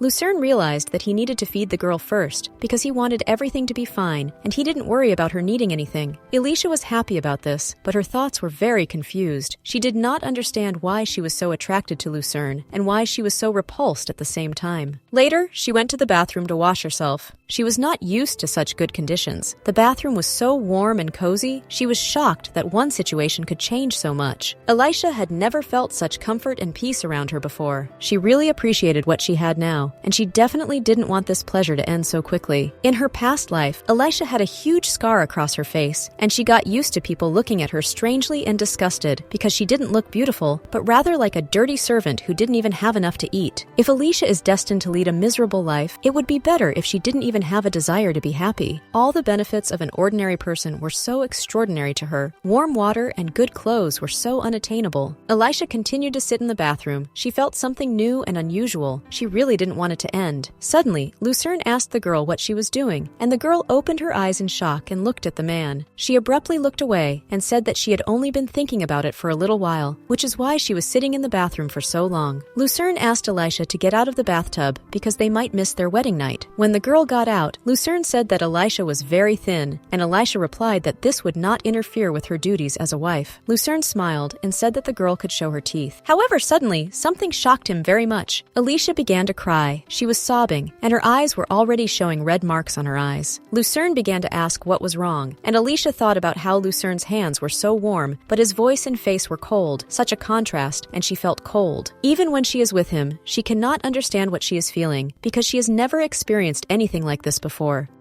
The girl began to reach closer and closer to Zern for a kiss. The man's heart gave out from waiting for this moment. He pulled her by the robe in a fit of passion, but you couldn't tell by his face that he did. He didn't mean to. He pulled the girl closer and kissed her. They stood and kissed for a while. Later, we broke up, and the kiss was so dry. At first it felt like passion, but afterwards it was so dry. Lucerne didn't know where to start the conversation. There was an unexpected pause between them that made the two of them well nervous and hesitant to start talking. Suddenly, the man took his will into his fist and asked Elisha if Elisha and Lucerne had ever met before. Lucerne said that every time he saw Elisha, somewhere on the street or even near the estate, he could read guilt in her eyes for something, perhaps for an act, for words, for thoughts. Lucerne did not know. The man does not understand the reason for this look. He wanted to know about it, because now they are legally husband and wife, and Elisha's fate depends on their marriage. Suddenly, someone burst into the room and started shouting that monsters were attacking from the back of the mountain. Elisha was nervous. She obviously did not expect this, so she just sat nervously on the bed, as the general said, trying to understand what was going on. Elisha was fumbling around and couldn't find a place to sit because she didn't know what she needed to do, how to help, and whether it was dangerous for her to be here in the mansion with no protection other than the walls, why everyone was fussing, and where were the guards who had been so zealous in protecting Lucerne in every situation of his life. Lucerne told her not to leave the bed without his permission and to wait for him to return, because even if Elisha left the estate, she would not have much chance of surviving on her own, so she would have to obey Lucerne to be safe and protected by Lucerne's guards. The man left the room and asked the assistant why the monsters attacked now. Usually they always attacked in the spring, because of the mana stones. The reason why they suddenly reacted so aggressively is unknown, but Lucerne set out to find out and solve the problem as soon as possible. The assistant said that the monsters had started an uprising, and they would not retreat as easily as last time, because it was not just an attack, it was an organized group of monsters who wanted to destroy everything in their path.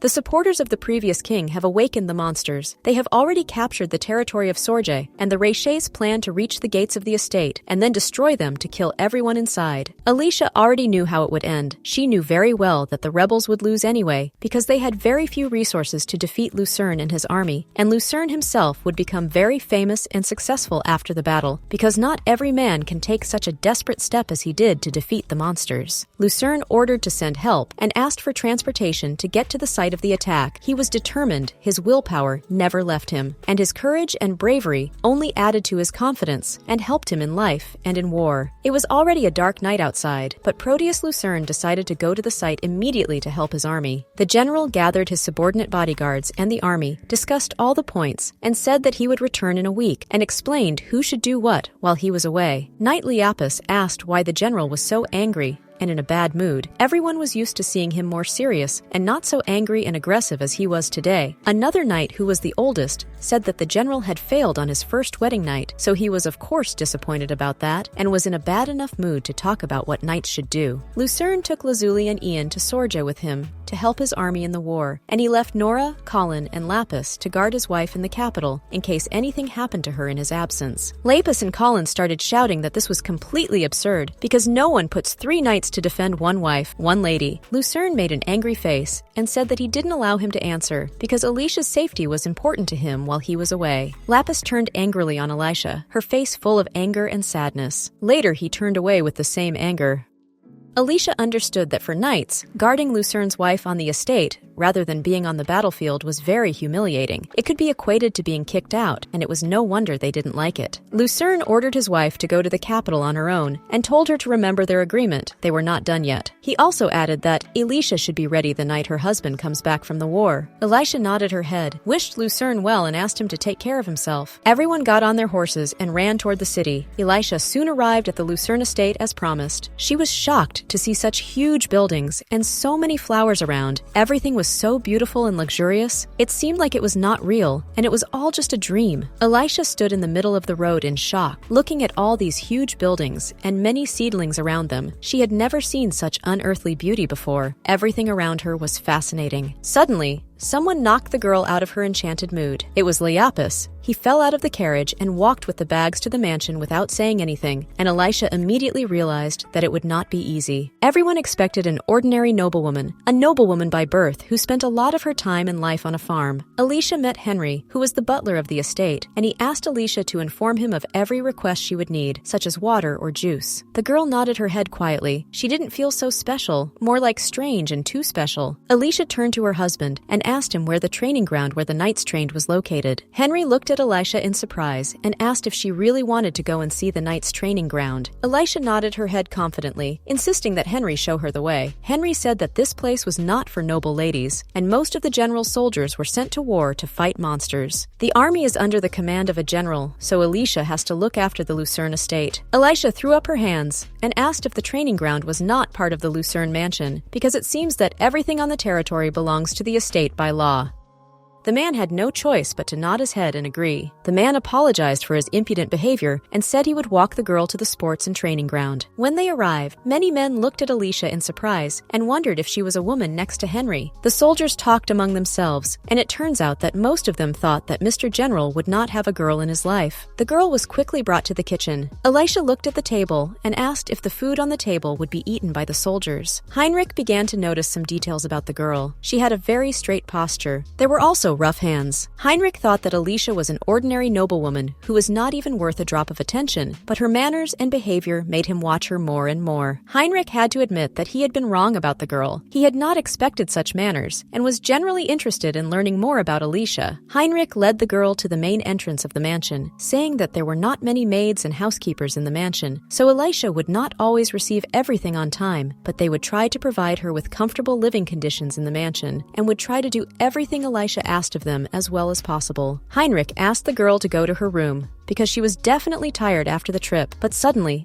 Elisha heard a very loud scream. A pig was running along the road, and behind it were several servants trying to catch up with it, and a knight was running behind them, shouting to the servants that they should catch the pig as quickly as possible. The pig was marked with a red symbol on the debris, and it was also quite nimble and grunted loudly as it ran away from the knights, but Elisha was not frightened. The girl stood calmly in the middle of the street and looked at the pig approaching her, and suddenly, the pig stopped right at the girl's feet because she thought that Elisha would stumble or move away to let the pig run, but the girl was much braver. Leapis suddenly grabbed the pig in his hands and said that he had finally caught it, jokingly asking him not to run away from the lab anymore, because it was very difficult to find this pig around the entire perimeter of the mansion afterwards, and to run after the pig faster than light to catch it. Suddenly, Leapis realized that he was on the ground, right under Elisha's feet. Meanwhile, Elisha was smiling sweetly and saying nothing because she was touched by the cute pig, but Leapis was definitely not happy about the meeting. He angrily took the pig in his arms and looked at Elisha. Ignoring Elisha's help, he simply turned around and walked in the opposite direction from which he had come. Heinrich shouted to Sir Lapis that he should at least thank Elisha for helping him catch the pig while standing on the road, because otherwise, Sir Lapis would have run even further and might not have even caught the pig. The butler's husband returned to Elisha and apologized for the incident, explaining that Sir Lapis was only 14 years old, as was his twin brother Lazuli, so they were still young and immature. Heinrich said that Lazuli and Leapis were among the 97 mages across the empire, so they might be a little... Without finishing, Elisha said that she understood and was not angry with Leapis, because she knew that mages should not be forced to follow trivial formalities. Heinrich looked at Elisha in shock and asked how Elisha knew how to behave like a magician, because not many people know about it. Elisha nodded her head and said nothing, but she made it clear to the man that she was familiar with the world of mages and knew how to talk to them. They entered the mansion, which was very large and spacious. Elisha opens her mouth when she sees what is inside. Everything that is possible catches her eye at once: bright, expensive, special, and unusual decor. At first, Elisha saw a large Phobosan world clock. The next, brightly glowing roses are made of real gold, an antique vase. Even the images on the walls were masterpieces of art that collectors would cry for and beg to be sold. However, when Elisha looked around the house, she didn't understand why it was so messy. Everything was out of place. Paintings were turned upside down, and barrels were everywhere, even in the middle of the hall. Elisha wanted to ask the general about these paintings, and Heinrich replied that they were gifts from the Roman Empire, and that Lucerne always returned from war victorious, and as a gift, he took the paintings to his estate. However, Lucerne did not admire the paintings as much as the Roman emperors, so he ordered them to be hung anywhere on the wall. He did not care at all. However, Heinrich noted that the really important things are in the piggy bank and are well protected. Elisha was afraid to check even this piggy bank, but she decided to change everything in this house. She wanted to make it an atmospheric place to work and relax where everyone could enjoy life without dark thoughts. Elisha organized a general cleaning of the Lucerne estate so that everything would be neat and clean for his arrival. After a few days, the estate was quite clean and spacious, free of dirt and debris, and the house was organized and looked very nice. Everything seemed to shine with cleanliness, all thanks to Elisha, who decided to start cleaning right away. Heinrich was pleased with Elisha's work, and from the very first days, she presented herself as a highly educated and well-mannered girl with intelligence and manners. The girl had organized the entire house and said that she would personally meet the servants, so she didn't waste time meeting them. She decided to just come to the place where they worked and introduce herself. It would be faster and better. When Elisha entered the room, all the servants turned to her with surprised faces, but Elisha expected this. She knew that everyone would look at her so carefully and for so long. Suddenly, one of the servants accidentally hit a glass vase, blue and very beautiful. The servant closed her eyes to avoid seeing this shame, because she realized that every item in this estate was very expensive, and the woman would have to work for free for several months to earn this vase. For some reason, however, there was no loud glass shattering, and she slowly opened her eyes to see what had happened to the vase. Elisha was holding the vase in her hands, and she grabbed it when the servant accidentally hit it with her hand, so Elisha asked if the maid was okay and to be more careful next time. The maid said thank you in shock and took the vase from his hands, not expecting such an attitude. Not much time passed, but the atmosphere in the house became much nicer and better. Everything glowed and played like music. It was so peaceful, and no one judged or scolded anyone for their mistakes. Heinrich wondered how little Elisha could change such a huge estate in just a few days. It was either talent or something better. Elisha saw Henry and told him to come over to her, and then she told him that she had read all the books and told him all her hints and tips that could help them save money. Henry looked at Elisha in shock and apologized for the question, but he did not know that Elisha read the registry, so he asked her how she knew how to do it. Elisha explained that she used to live in a monastery, and the Archbishop of Raspria loved and respected her very much, so she taught Elisha how to use the registers of the monastery. Heinrich asked if Elisha meant the war heroine rosary as expected. The man thought that Elisha was special. She was so unconventional and intelligent that it surprised Heinrich. The man caught himself thinking that the more he learned about her, the more she surprised him with her wisdom. She seemed so inaccessible to him, like an unattainable cloud in the sky. So many thoughts were in her head, and so many possibilities that she wanted to realize but could not. It was interesting to see how much the estate would change externally and internally during Elisha's tenure, because she seemed like a pretty sweet girl, and no one would have thought that such a fragile girl like her would be able to manage the entire estate and completely change the atmosphere in it during her husband's departure. Lapis sat in the dining room and listened to everyone praising Elisha, saying how easily she took control of the estate, as if she had lived here for 10 years, no less, how well she treated the servants, how she talked to them, and how she greeted each servant joyfully every morning. Everyone spoke well of Elisha. Colin said that it looks like Lady Elisha is going to steal Layla's heart before Liapis can confess to her. Liapis shouted that Elisha was not getting his recognition. He would never make concessions in his life. He was just a small magician who could not control his emotions well and did not want to communicate much with people. He was a creative person who liked to sit alone in a room and draw or learn something new.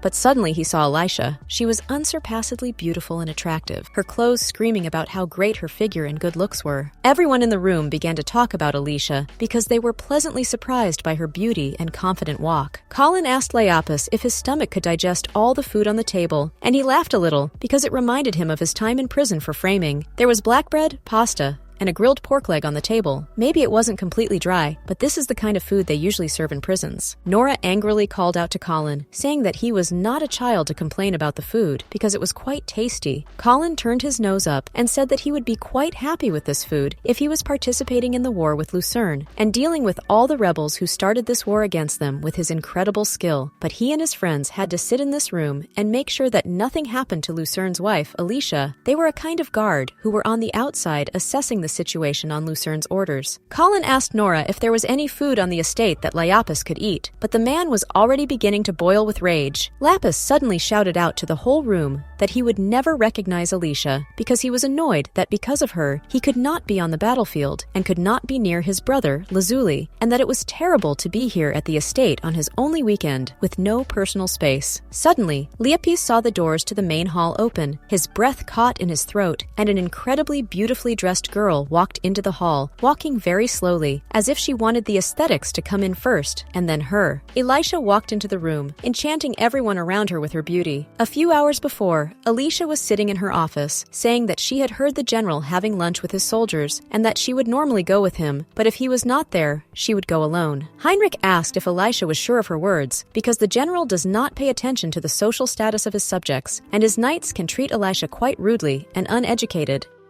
Elisha replied that she had not met such men yet. All those she had talked to were friendly and did not use violence against them. Even if they were unhappy, they did not disobey the girl's orders. However, suddenly the thought occurred to Elisha that it could have been a simple cordiality at the first meeting. Heinrich also said that Ian was a former spy and now on the verge of becoming a drug addict. Nora Borelli said that Colin was a former prisoner. Maybe he's retired now, but he was once a knight nicknamed the mercilessly cold-blooded executioner. At the table, Colin could not believe that an ordinary noblewoman could stand like that in the midst of soldiers. Another would have been crying long ago, but for some reason, Elisha did not show any negative emotions. Colin had to admit that Elisha was really a very brave girl because he had met similar nobles who were afraid to even move in the presence of knights, but Elisha was not one of them. She was special. She slowly walked over to the table where Nora, Colin, and Lapis were sitting and politely greeted them. She was surprised to see Lapis sitting at a table with other people. The guy turned his head and held up his nose, asking if something was wrong with Elisha in his presence. The girl replied that according to paragraph 73 of Lapis's labor code, he has the right to refuse all calls on the 4th Tuesday of every month, which was the 4th Tuesday of this month. Elisha added that Lapis could eat in his room, and the servants would bring him food and everything he needed. Lapis's eyes lit up with happiness, but Colin didn't seem to be very happy about it, because he didn't think Elisha would try to get to Lapis's good side. After these words, she turned her gaze to Colin, because she had talked to almost all of the lay with Colin she had seen almost for the first time, so she wanted to take the time to talk to him. She slowly walked up to him and asked if the man was Colin, because she wasn't 100% sure. She knew what the man looked like because she had seen him at their first meeting at the entrance to the mansion when she felt uncomfortable because of the redness on his neck.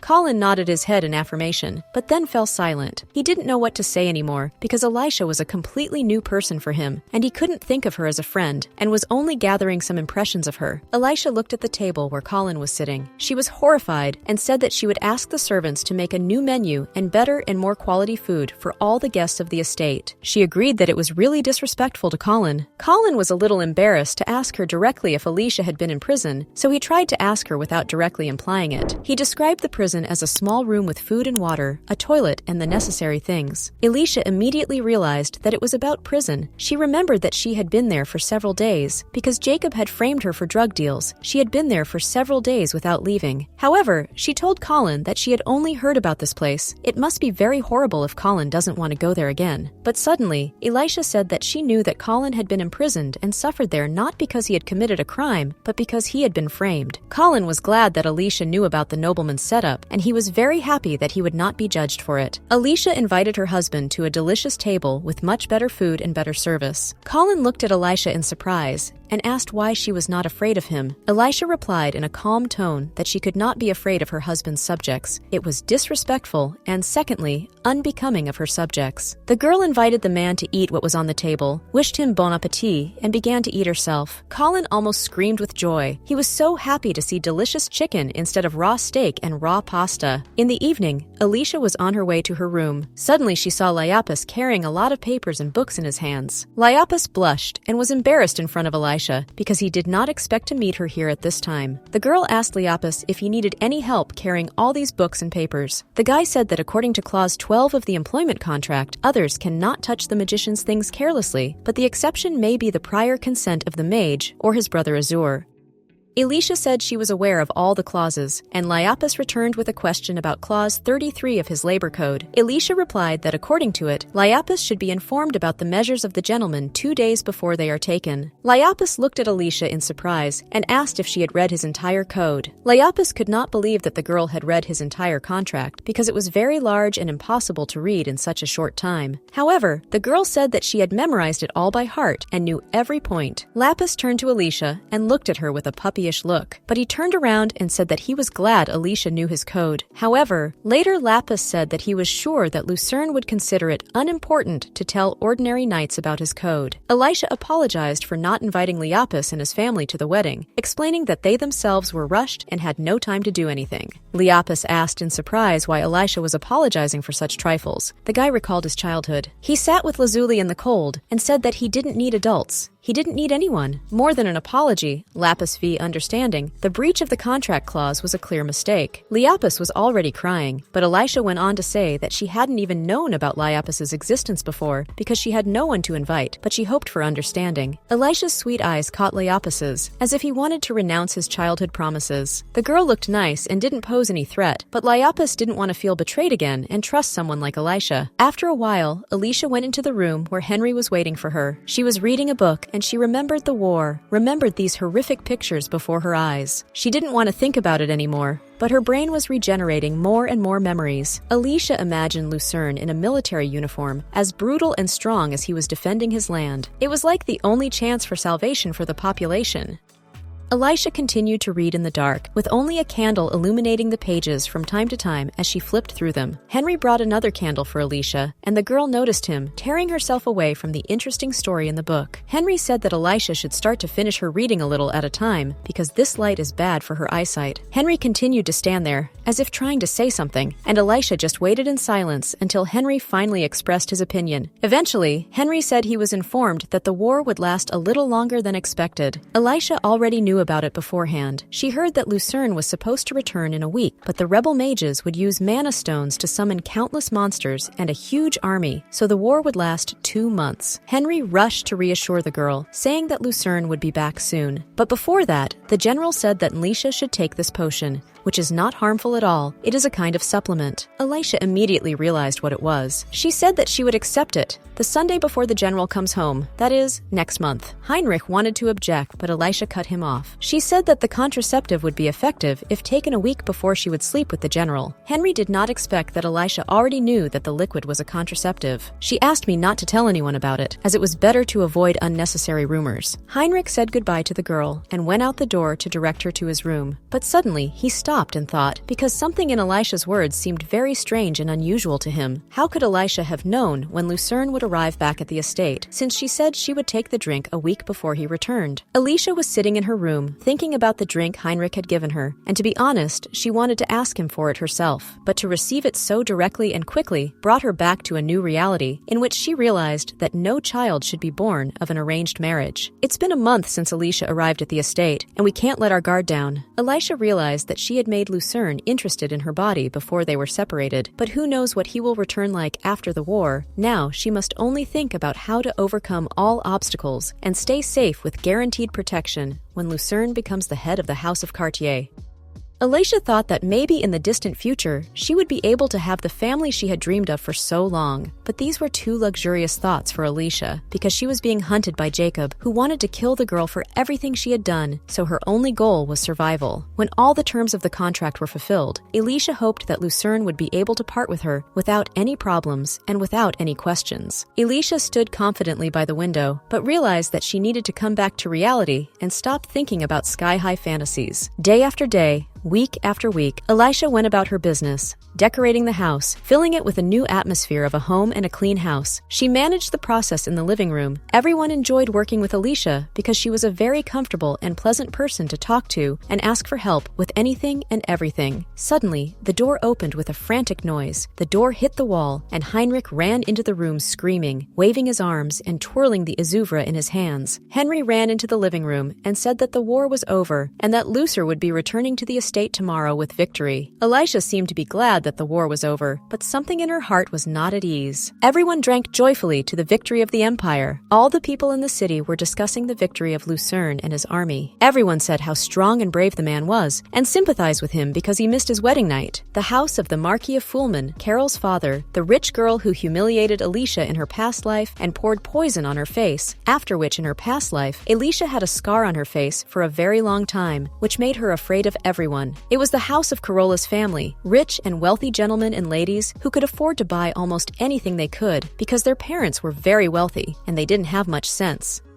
Mother and father were sitting at the table, and Carol was sitting on the couch next to them, sobbing bitter tears. The Marquise of Fulman was Carol's mother and the owner of the house. She reassured her daughter, saying that Elisha was just a stupid noblewoman who knew nothing, and Lucerne was blind and did not see Carol's true beauty. The Marquis of Fulman, who was Carolla's father and also the owner of the house, assured her that Carolla had natural beauty, that this was the best quality in a woman, and that Elisha was no different from an ordinary noblewoman from the countryside. In short, they humiliated Elisha as much as they could to make Carolla stop crying. The man said that if he had a chance, he would teach this new bride a lesson, and he did his best to show her how to marry her beloved. Her mother said that Carolla could take care of herself because her parents had spent a lot of time teaching their daughter. Carolla already had a plan. She came up with it quickly and on emotion. She said that she would take revenge on Elisha, show that she was not just a girl who could be easily disposed of. So she asked her father to hire a few people for her. Elisha stood in front of the mirror and looked at herself in silence. She didn't say anything, didn't do anything, just stood there silently, immersed in her thoughts. Obviously, she was thinking about something. These thoughts were consuming her from the inside, making her think more and more about it. In my mind, I could only think of Lucerne and his words that Elisha should be ready for her wedding night with him. Elisha hoped that the boy was joking, because she was very scared to feel this way, because she had never dated anyone. She had never felt love. She had always been just Jacob's doll, and a year old. Suddenly, she heard a strange sound and turned toward the sound.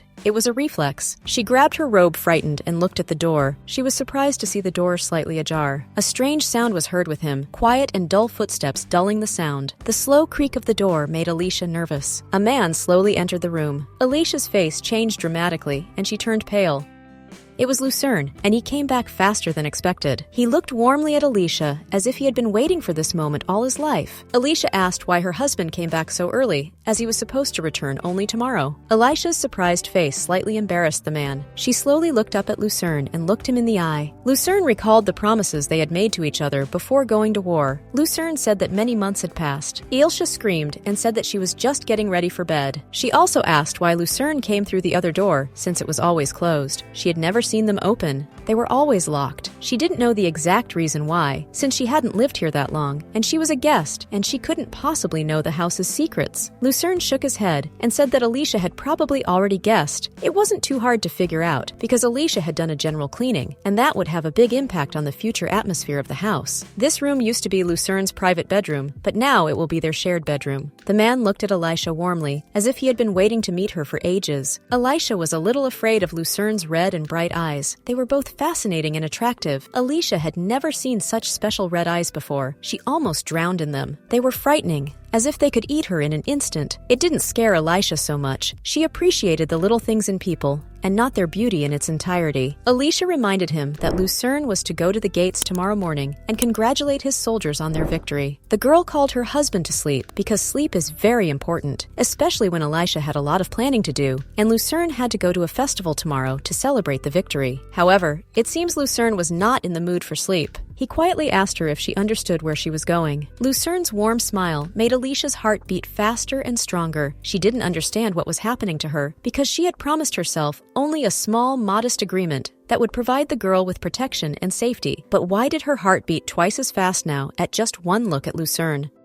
He kissed the girl on the lips, holding her by the waist and not letting go, his strong arms giving Elisha confidence and a sense of security around her. It was as if he didn't want this moment to end, but Elisha was very tense. They stood there for a while before releasing each other from the kiss. Eventually, they broke up, and for a long time, Elisha did not understand what was wrong with her and her emotions. His kiss made Elisha's mind go blank. She forgot about everything in the world. She felt only his kiss. Elisha was a little embarrassed, so she wiped her lips and bit them. Lucerne saw this and realized that there was no need to put pressure on Elisha. The girl shyly rubbed the corners of her lips, wiping away the trace of alfalfa. The man swallowed hard to keep from getting angry with Elisha, because he realized that she had never done this and could not even think about it. Lucerne laid down on the girl's lap and said that they would not sleep tonight because he had only 2 hours to rest, and tomorrow was the ceremony. Her husband told her not to be disappointed because it would take a little more time before their wedding night. Lucerne added that he would soon fulfill his promise and be there for Elisha. In her mind, she was rejoicing because she had been dreading this day and moment. She still could not believe that she felt something for the general. She was not sure that it was mutual, but she was almost going crazy just thinking about him. She was afraid that her husband would finish what he had started, and Elisha was very surprised. Her siru was beating so furiously. Elisha also asked about the strange rule that Lucerne had imposed, namely, that he ordered Elisha not to leave the estate and forbade her to go out in public, and Lucerne replied that he thought the war would end much sooner, and in any case, according to the reports that his servants gave him, Elisha did not leave the estate that often. He asked the girl to make sure that she would be free tomorrow afternoon. The man explains that he wants to have lunch with Elisha. The girl shyly pressed her lips together and agreed to have lunch together. In addition, Lucerne now allowed Elisha to go anywhere and anytime at any time, without any controlled messages or Oron. Elisha sat quietly while Lucerne was falling asleep. She didn't want to disturb him while he was almost asleep, so she decided to go to sleep, and Lucerne took a comfortable position on the girl's lap and fell asleep peacefully. She couldn't really understand him. He was like a closed book that was very difficult to read, but the longer she tried to unravel him, the further she went in her thoughts and feelings, which grew higher and higher like a volcano that couldn't stop erupting. In the morning, Elisha's eyes were hit by the sunlight, forcing her to squint and open her eyes. She doesn't remember how she fell asleep, especially since she didn't even have a blanket over her, and how she woke up like that. The empty seat next to her, where Lucerne was not, upset her a little, but then she remembered that Lucerne had an award ceremony. She had a feeling that all she remembered from yesterday was a bad dream. She didn't want to believe that alfalfa had been laid on the bed by Vita Class. It seemed he had done everything carefully so that she wouldn't worry and wake up on an unmade bed. He looked to be making a point of caring. Maybe Neela Shayna had made a mistake in her choice back in the secret room. Elisha quickly got ready and went outside. She wanted to see everything with her own eyes, because before she hadn't even had the opportunity to approach such an event, and now she was standing in the front row and could personally greet everyone she wanted. Elisha hoped that it wouldn't be too much trouble for the guards to take her where she needed to go. Nora replied that it was fine, especially since most subjects don't like royal feasts anyway. Elisha replied that she would need to stop by one place on the way. It would not take much time, especially since Elisha already had the general's permission. Very soon they arrived where they were supposed to. Elisha stepped out of the carriage, wearing her new shoes and a beautiful hairstyle. Several guards stood at the entrance, and 2 more, Nora and John, followed Elisha. However, the estate security did not let Nora and John in, and since the guards were not allowed to enter, they could only wait outside. However, Nora explained that the parade was about to start and the street would be too crowded.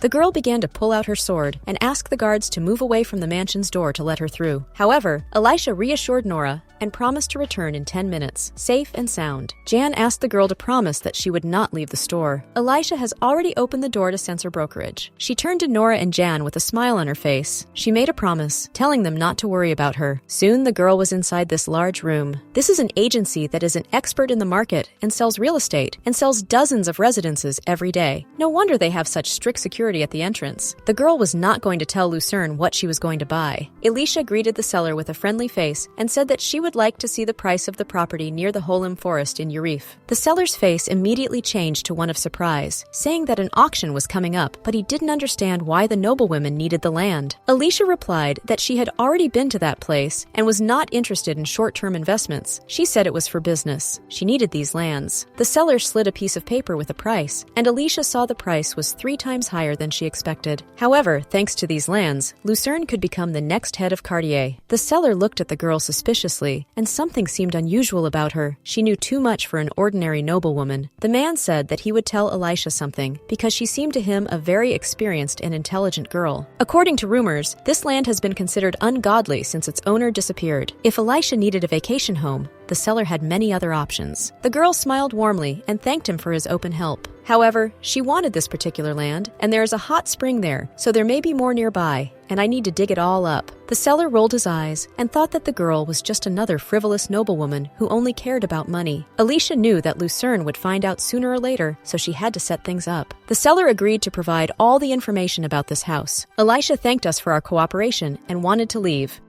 But suddenly she noticed something. The seller said that he had almost forgotten to tell her that this luxurious estate was for single women, and he could give the girl a postcard with details if Elisha was interested. Elisha gladly took the postcard in her hands, because she had guessed everything in advance, namely that this estate would be her protection after her divorce from Lucerne. When Elisha came out, she ran into someone. A lot of people were already standing on the street talking. Everyone rejoiced at the general's victory and organized a festival to celebrate. Everyone who wished the general success shouted words of gratitude and various gifts, shouting that Lucerne will protect the whole empire. Next to the general stood a man who should always be there. Elisha didn't seem very happy to see her. Her face was on the posters, and it made Elisha a little jealous. The alfalfa looked great. Elisha couldn't believe that Lucerne was the same man she had recently seen. If they hadn't promised to have lunch at the hotel, Elisha would have thought it was just a dream. They knew each other so intimately, yet so far away at the same time. It broke her heart. For a moment, Elisha thought their eyes met. However, she didn't think it was possible. There were so many people here that it was very difficult to notice Elisha. Nora shouted with Jan for Elisha to come to the back gate of the estate and meet them there. Elisha went there without hesitation, fulfilling Nora and John's request. She went around the corner and walked a little further. Lucerne saw that his fiancé had gone there, and he became a little wary. There were strangers in the alley who looked like homeless people. Elisha walked through the back alley and continued on. There were many stone walls along the way, and it was very quiet, as if no one was there. Suddenly, someone firmly drowned the girl by the mouth, blocking her access to speak. Elisha could not say anything, and the unknown guys grabbed her and threw her to the ground. One of them started pulling down my dress. They discussed what they were going to do with the girl. They said they would torture her for a while, and then throw her out at an intersection. They told Elisha to be quiet, otherwise trouble would happen. Elisha couldn't say anything. Then she smelled a subtle smell of nutmeg. It seemed the guys had used paralyzing incense. The guys didn't look like professionally trained guys, and the paralyzing incense takes some time to work. Elisha had to run away before the incense took effect. She kicked the first guy hard, and then she broke down and ran as fast as she could. Elisha ran without looking back. She did not want to see those faces, so she ran to avoid falling victim to their plan. Later, Elisha realized that she was naked, and if people saw her like that, they would just laugh and get Lucerne in trouble. But right now, Elisha's main concern was to stay awake. Everything was blurring before her eyes. There were only unknown blurry silhouettes that made Elisha go forward. There were a lot of people on the main square. Elisha ran out of the dark alley, exhausted, and fell to the floor, scratching her arms and knees. Suddenly, someone gasped, drawing Elisha's attention, as if someone had noticed her. The woman standing over her was already well known to her, and she asked what kind of clothes the general's bride was wearing. Everyone started whispering and laughing. The girl said that it was impossible for such a noblewoman to be the general's bride, and later she joked that Elisha had run away from her client. Elisha almost cried. She had never felt such shame before. Suddenly, she felt someone's heavy footsteps behind her. A heavy jacket covered the girl's back, and she felt safe and familiar. Elisha turned around and saw the man who owned the jacket. Lucerne looked at Elisha in surprise and asked why she had run away from the festival so early. He had been looking for her everywhere. Everyone around me almost cried in shock. They could not believe that the girl from the alley was really the general's fiancée. Elisha could not stand it and fell into her husband's arms. To distract the others, Lucerne said that he also enjoyed last night, saying that Elisha's legs were still shaking. The girl could not say anything because her tongue was numb. Lucerne said he was also tired of it. The ladies around them looked back at Elisha and pretended not to look at them. The man took Elisha in his arms and carried her to the mansion, saying that she had to hurry. Suddenly, someone shouted after the newlyweds to stop. The girl ran up and looked at Lucerne in shock. She said they were both on that street. After looking Elisha up and down, everyone realized what was wrong. Lucerne said that they wanted to have lunch together, so they went to an alley to a cafe. However, Before they reached the room, something went wrong. Everyone opened their mouths and realized that Lucerne and Elisha were newlyweds, so it was no wonder why they were doing this. Lucerne picked up the girl more firmly and said they had to go because they had things to do. The man quickly carried Elisha into the room in his arms. Elisha realized that she had been able to prevent a lot of trouble thanks to Lucerne, but now she was in his debt, and she felt uncomfortable about it. The newlyweds quickly entered the mansion and walked down the corridor. Elisha asked how Lucerne found her among so many people. The man replied that the mark on Elisha's neck was not for beauty. Thanks to the tag, Lucerne found Elisha, and when the knights reported that the girl was missing, everyone ran to find Elisha, but it was still not easy to find the girl. He asked what had happened and why Elisha could barely speak, what she looked like, and what had happened to her. Elisha stammered and said that she had been ambushed. 2 homeless people were waiting for her on the street. They used nutmeg and clove buds. Lucerne immediately realized that the criminals had used paralyzing incense. He said that he understood everything and that Elisha didn't have to explain anything else because her tongue seemed to be paralyzed. Elisha found it sweet that Lucerne left the festival to find her, but why did he do it? Was he worried about Elisha? She quickly dismissed these thoughts and forgot about them. The man gave the girl chocolate with alcohol, which was supposed to relax her muscles and ease her suffering. The girl took the cup in her hands. Suddenly, someone started screaming. Lucerne immediately realized that it was Nora and Jan. He hit them with dark magic. His anger was strong. Lucerne humiliatingly told them to try to justify themselves. Nora and Jan said they did not know about the ambush, but they were ready to be punished for it. Elisha suddenly told Lucerne to stop, explaining that they didn't know about the setup and most of the blame was on the girl. Lucerne shouted that it is not up to Elisha to decide who will bear responsibility. Elisha's hands began to tremble. Lucerne did not finish and simply turned back to Nora at Yana. He described the signs that Elisha had told him and ordered him to find those homeless people as soon as possible. Nora and John nodded their heads and accepted the order. The man approached Elisha and asked her how she was feeling. The girl could move her tongue more easily thanks to the chocolate with alcohol, but Elisha also felt that her hands were getting heavier. Suddenly, Lucerne pulled the girl to him, and Elisha thought they were going to kiss. But the man pushed Elisha aside and smiled. He just smelled the smell of Elisha after the chocolate and alcohol. Elisha started flailing her arms in surprise, and Lucerne said that because of this paralyzing effect, Elisha was losing control of her legs. He began to approach the girl closer and closer. Lucerne quietly said that the body temperature should not exceed the norm. The girl asked Lucerne to stop and not to continue. Her hair was scattered across the pillow in curls. Elisha covered her mouth with her hands so that her heavy breathing could not be heard. Lucerne looked into the girl's eyes for a long time. Lucerne said that the heart can beat faster from adrenaline. He asked Elisha what she was thinking about. He was breathing heavily into the girl's neck, and it seemed that the world froze for a while around them. Elisha was ready to endure it, if only to dispel the paralyzing incense. Lucerne began to take off his shirt. The clothes began to fall to the floor, and the white shirt no longer bothered the man so much. He said quietly that he had been waiting for this moment for 2 months. Elisha's shocked face showed that she was actually almost speechless from shock. She took him by the shoulders, her slender fingers touching Lucerne's warm skin. My legs hurt because they were numb from fear. The man asked Elisha to look him in the eye. He wanted to see her eyes. Elisha looked into his eyes through fear. However, she immediately turned away ashamed. The clothes fell to the floor again, more and more. The girl had a dream. Family meetings were held in the room. Lucerne was talking to his father, but he didn't seem to like the fact that the meeting was on such a hot topic.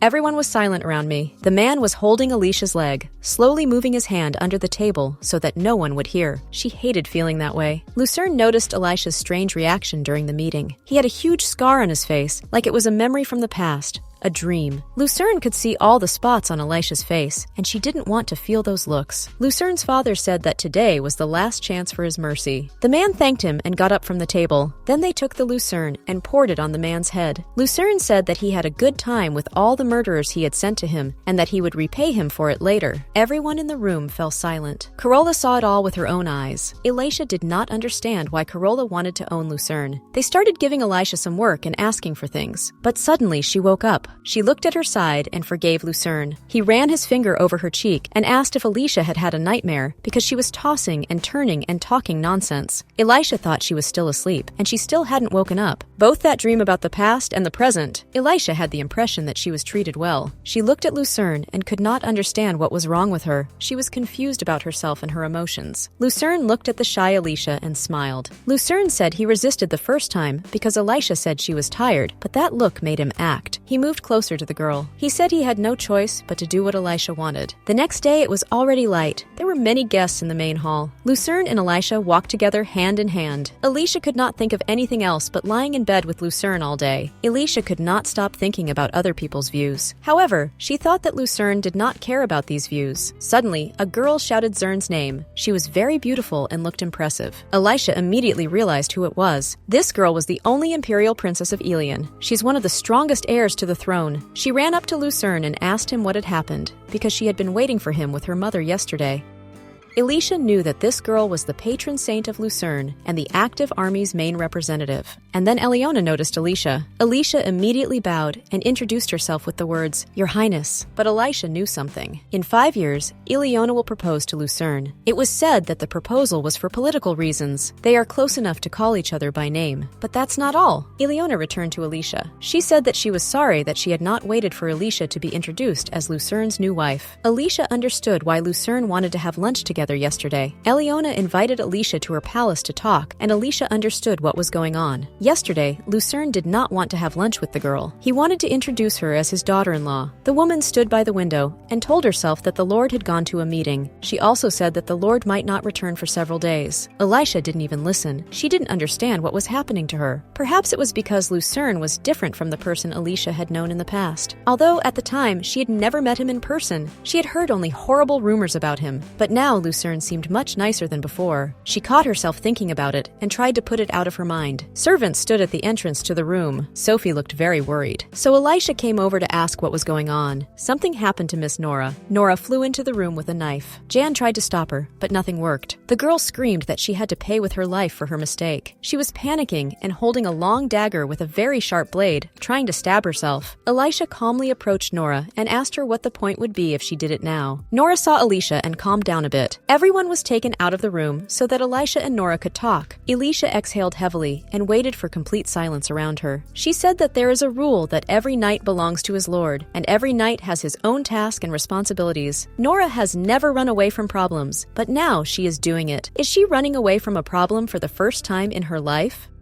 Elisha persistently asked if this would be a chivalrous act. Elisha took out flowers woven into a bracelet from her pocket. Nora looked at the bracelet in surprise. She immediately realized what it was, as if she was speechless. Elisha asked Nora if she remembered the dried dewdrops from the abbey that they give you when you first take the oath, and Elisha knew that Nora grew up in the abbey. Elisha said that she also grew up in an abbey, with a rosary priest. Soon, Elisha was taken to an orphanage, but Nora managed to become a knight, and she does a great job with her direct responsibilities, better than anyone else. She was like a light that always circled around and kept me going, illuminating everything around me. Elisha continued to describe Nora as a bright, kind, and sincere person. She asked Nora to promise her one thing, that she would never do anything like that again. Nora got down on one knee with her elbow on her leg, saying, "I am Mistress Nora, sworn to protect you with my life, my lady." The weather was nice outside, and many flowers were growing near the estate. Eliona walked next to Lucerne and said that she understood now why Lucerne wanted the weekend off so badly. The man thought for a while. He never allowed anyone to call him by name, but Eliona had been calling him that since he was a child. But now he had a wife, and he wanted Eliona to call him by his status, not as her friend. Eliona's face visibly tensed, and she looked at her husband in surprise. She pushed him jokingly with her hand and said they were just friends. Why was he so serious now? Lucerne also wondered who told Eliona about the hotel reservation. The tense look on her husband's face scared Eliona a bit, because she didn't really want their friendship to end so easily. The girl said she would call Lucerne my general, so that he would not have any questions or objections. She recalled that Lucerne also asked who told Eliona about the hotel reservation. The girl replied that she was curious because Lucerne had not introduced her to his wife, but she apologized if Lucerne thought it was disrespectful to him and his wife. Lucerne simply fell silent without saying another word. Eliona thought about how the relationship between Eliona and Lucerne was gradually deteriorating. They had known each other for a long time, since childhood, and were quite close, but sometimes his eyes gave her goosebumps, or his cold and harsh words. In fact, she thought she had never seen him smile sincerely. No matter how much time she spent with him, he always seemed to be thinking hard about something else. Eliona walked forward and asked who Elisha was. The girl spread her arms and said that she would immediately sense a lie, so Lucerne should only tell the truth. Lucerne said quietly that he wasn't going to lie. She had only manners for a noble woman. He said that she is cautious, but not weak. She has countless thoughts in her head that Lucerne doesn't know about, so she doesn't just do what Lucerne wants. Lucerne said said she was a really interesting woman. For the first time in so many years, Eliona saw a smile on her husband's face. Not a strained smile, but a hidden joy that he had met Elisha. People discussed that the general had received the territory of Sierre and the forest of Noranim as a trophy in victory, and that he had returned everything to the state since he did not have a noble title. They said that his wife did not attend the banquets because she was not feeling well. One woman said that by all accounts, it was just an arranged marriage, wasn't it? But people made up a story about how Elisha was lying half naked on the ground. And later, Lucerne took her to the estate, and this was when they tried to put Elisha to sleep with a powder. Lucerne sat in his seat, bored out of his mind for the third day. Alfalfa also had to be resolved, another matter. Suddenly he thought of Elisha. He recalled moments related to her golden hair on the bed after the night, her blue eyes. Lucerne caught himself thinking about her. He tilted his head back and exhaled heavily because he kept thinking about Elisha all the time. Lucerne had to go to a meeting with the emperor. He put something in his pockets and hoped that it would be enough to please the emperor. Suddenly, Yak stood on the road and called the general to him. He quietly whispered something in his ear for a few seconds. Later, he bowed and said that they probably just wanted to see how the general reacted after being humiliated. Lucerne clenched his fist and asked Don if these people were checking to see if Lucerne would leave his wife after she was disgraced. Ian shyly replied that it seemed to be the case. Lucerne said he should stay here for a while longer. Meanwhile, Marcus Fulman was entertaining the guests. But suddenly, this man was always silent. He hid the secrets of his life, and he was a very secretive person. He raised his house on its feet thanks to his wife, who is one of the descendants of the imperial family, although he was a little afraid of his wife. But in reality, to be honest, he is only afraid of losing her wealth and all the money. The Marquis woke up tied up in a dark room. He bulged his eyes in surprise, and then he shouted the name of Lucerne to Caius. Lucerne lit a single cigarette, holding it with one hand as relaxed as possible, and told Marcus what a terrible hobby he had. Marcus was addicted to gambling, which was illegal, but he continued to play. The room assistant told Marcus that he had won 3 times today. The polite assistant asked me to leave the VIP room. Ian laughed and said that Marcus must have had a good time with those women, but the man yelled that the casino dealer was not the best company for the evening. Later, Marcus realized that the assistant was Jan in disguise, introducing himself as a Black Lion Knight. Marcus tried to justify himself, saying that the casino was just a game and he didn't want to get involved, but he didn't have time to finish. The mechanism started working sharply, and severe pain pierced my entire body from my feet to the very tips of my fingers. The man clenched his teeth as tightly as he could and said that it was just a misunderstanding. Lucerne stood up angrily and approached the man. He lifted Marcus by the chin and said that no one had the right to raise his hand and his wife. Lucerne added that it was time to pay for the mistakes of his courage. Jan smiled and told Marcus not to worry about what would happen next, because the skilled sorceresses would wipe Marcus's memory after they were done. Marcus will not remember anything, and he will wake up drunk in a hotel room, and the entire room will be covered with traces of Marcus's infidelity to his wife. Lucerne picked up a hammer and said that betrayal is very painful, and the man was sure that Marcus's wife would never be able to forgive him in her life. It was a bright and calm day outside. Liapis was rushing down the corridor very fast. He seemed to be in a good mood today. Lapis was proud of himself for being able to train Marcus Fulman for attempting to assault Lady Elisha. He would have liked to tell her about it, but he had to keep quiet. Suddenly, Lapis saw Sophie's servant. Lapis approached Sophie and asked her what she was doing. The woman replied that she was delivering a new newspaper to Lady Elisha. Liapis even caught fire as if he wanted something. Sophie was embarrassed by this look and laughed. She asked Liapis if he had delivered the newspaper to her. Liapis slowly opened the door to the living room, where Elisha was sitting, and she turned her head sharply to see the guy in a very good mood. She greeted him politely and asked if he wanted to have some tea, because Elisha had just made enough to share with him. Liapis held up the newspaper he had received for the day and shouted that it was today's paper. His face was surprisingly very joyful, and as if strangely, it caused strange emotions in Elisha. She asked the boy if he was okay, because she had never seen Liapis in such a state before. The guy replied that he was just in a good mood, so Elisha shouldn't worry about Liapis's expression. Elisha got up from her seat and went over to Liapis to see if he was so happy because the newspaper had some interesting information. Liapis pulled the newspaper from under his arm, and Elisha's face changed dramatically. The main photo of the article was of Eliona and Lucerne, looking like they were about to kiss, and the headline read that the general and the crown princess were having a romantic moment. It all looked very strange, and Elisha was not very happy about it because she was Lucerne's wife, maybe only by contract, but it was still ugly to cheat. Lucerne, meanwhile, got out of his carriage and headed for the estate. His wide cloak, covering his shoulders and back, flowed easily in the wind. He was invited to the estate, called Lord, and bowed on the passage. Liapis seemed to fall asleep for a few seconds, and Elisha got up to ask what interesting news was in the newspaper Liapis had brought her. The guy immediately fidgeted, his eyes started darting from side to side, and his voice became uncertain and quiet. He suddenly said he wanted an apple. Lots of apples? He wanted to eat apples right now. Elisha didn't understand why Liapis needed apples so badly right now, and why so suddenly. Liapis said he had wanted apples since he came here, and Elisha brought him a plate full of apples. He sat and gave her these apples, and thought that Elisha shouldn't see any of the articles from this newspaper, so it should be burned. Suddenly, Elisha said that she had heard that the photo of the princess and Lucerne had been printed on the front page of the town's newspaper. The guy's disappointed look was very noticeable, because his face changed dramatically. He did not expect Elisha to find out about it before he burned all the existing newspapers in the estate. Elisha ignored these questions and asked if Liapis would like to try some more apples, as she had just finished slicing them. Lucerne went to his room and told him not to be disturbed for a while, and not to receive invitations from work because it was his day off. Suddenly, he felt something strange in the room. His room felt completely different. Something had definitely changed in it. The atmosphere, the rearrangement of things, and the cleanliness of the room. Lucerne asked Heinrich if he had made all the maids clean the house, but Heinrich calmly replied that Lucerne's wife, Elisha, had arranged the house so that all the things were in their places, recorded all the luxury goods for their safety, improved the productivity of the maids, and managed their time. It also motivated people to work harder by increasing their rest time. Lucerne returned surprised and said that the atmosphere in the house had really changed. Suddenly, Lucerne overheard two servants talking about some kind of sympathy. After standing there for a while, Lucerne realized that the servants were saying that Elisha definitely liked Liapis, especially since he was a magician. The girls didn't notice the owner appearing in front of them, so they apologized and became quiet.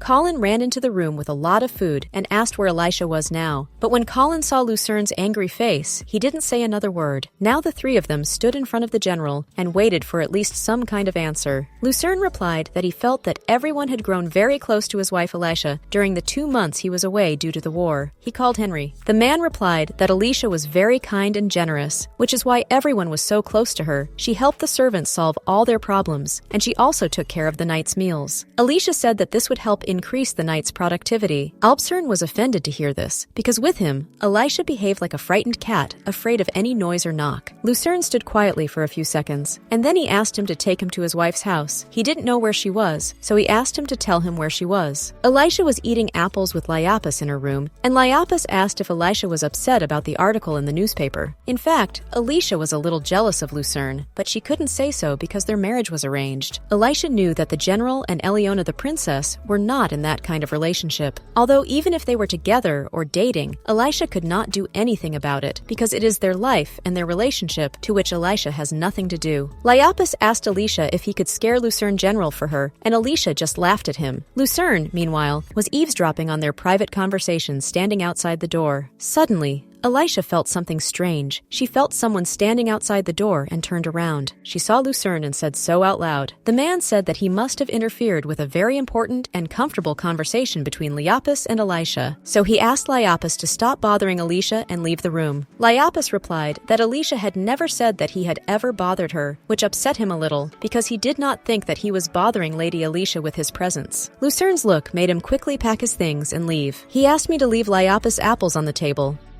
In complete silence, Lucerne sat down at the table and looked at the apples without saying anything. Elisha didn't understand why Lucerne looked so bad. If something had happened to him or upset him, she couldn't understand him at all, because he used to be like an open book, and now he is so closed and inaccessible. The man took the peeled apples that were on the table after Liapis left. Lucerne asked why Elisha didn't peel his apples or cook with his own hands. Elisha said that she could call Sophie to make a quick meal. Lucerne said that he didn't need to call anyone. He wanted to eat something that Elisha would prepare, any food. It could even be peeled apples. He didn't care at all. The main thing was that Elisha did it. The man smiled and jokingly said that he was waiting for breakfast in bed. Elisha was angry because they hadn't seen each other for so long, and Lucerne's first thoughts were about breakfast in bed and apples. Lucerne took the girl's hand and said that he thought Elisha might be able to charm him, but it seems he was wrong. He was not sure if Elisha was as special as he thought. Everyone in the castle seemed to be fascinated by the girl, but she did not do something so incredible. Elisha replied that she wasn't trying to charm anyone, anyone. She was just acting like she always did, and people responded to her kindness in this way. Lucerne smiled and said that Elisha had never taken off her clothes the day they first met, and she did not sneak into the rooms in the middle of the night, through secret passages in the house. Suddenly, Lucerne pulled the girl's arms, and she fell on him. She touched his knees with her feet and leaned on his arm. Lucerne looked at the girl and said that she did not even force him to propose marriage, although he planned to remain single for the rest of his life, and he laughed after saying that. He asked me to look him in the eye as long as possible. Their faces were very close to each other, and it seemed to Elisha that she stopped breathing for a few seconds. Lucerne said he was sure that Elisha remembered all the moments of their meetings well. The door to the room was open. Lucerne was very close to Elisha. She could literally feel his breath on her, and suddenly he told Elisha to take off all her clothes. Elisha looked at Lucerne in shock and asked if she should do it now, and Lucerne replied that he wanted to look at Elisha. Suddenly, the girl thought that Lucerne had had a good time with Princess Eliona in the imperial palace, but now he had come running to Elisha to have fun, to replace one girl with another. Elisha knew that she was his fiancée and that she could not refuse him, but she was very uncomfortable with the fact that Lucerne was changing her for someone else. To feel more comfortable, Elisha asked Lucerne to take off his shirt so that she would not be the only one undressed. Lucerne thought about this proposal for a while, and then he smiled sharply, a sly smile on his face that immediately lit up Elisha's face, and she realized the consequence of her words. The shirt quickly flew to the floor. A few seconds later, Lucerne stood naked in the middle of the room, waiting for Elisha to do the same thing he had just done. The girl was a little embarrassed by such a big and strong body. She did not expect it. Suddenly, something caught her attention on the man's body. She saw a small scar on his chest and wanted to ask where it came from because she was curious. Lucerne explained that as a child, he lived in a temple run by his uncle, a Merkar. Elisha looked at the man in surprise and asked why he lived in the temple. Lucerne didn't seem to want to talk about it, but he really wanted to get it out since Elisha asked him about it. He said that in his church, when children did something wrong or disobeyed the head of the room, they were punished with a whip. Elisha asked if Lucerne had been a bad child, because now he looked quite strong and calm, a well-mannered boy who could defend himself and did not bully others. Lucerne said that he simply did not fit the strange standards of his church. Lucerne pulled the girl's arm, and she abruptly flew to the bed. The man looked at the girl with a smile, who obviously did not expect such a maneuver. Lucerne knew that there was only a contract between them, but they never had their first normal wedding night. Elisha did not know how to feel at such a moment. She felt strangely uncomfortable, but at the same time she was pleased. She didn't know if it was even normal to feel what was happening to her. In the end, Elisha knew she was just collateral.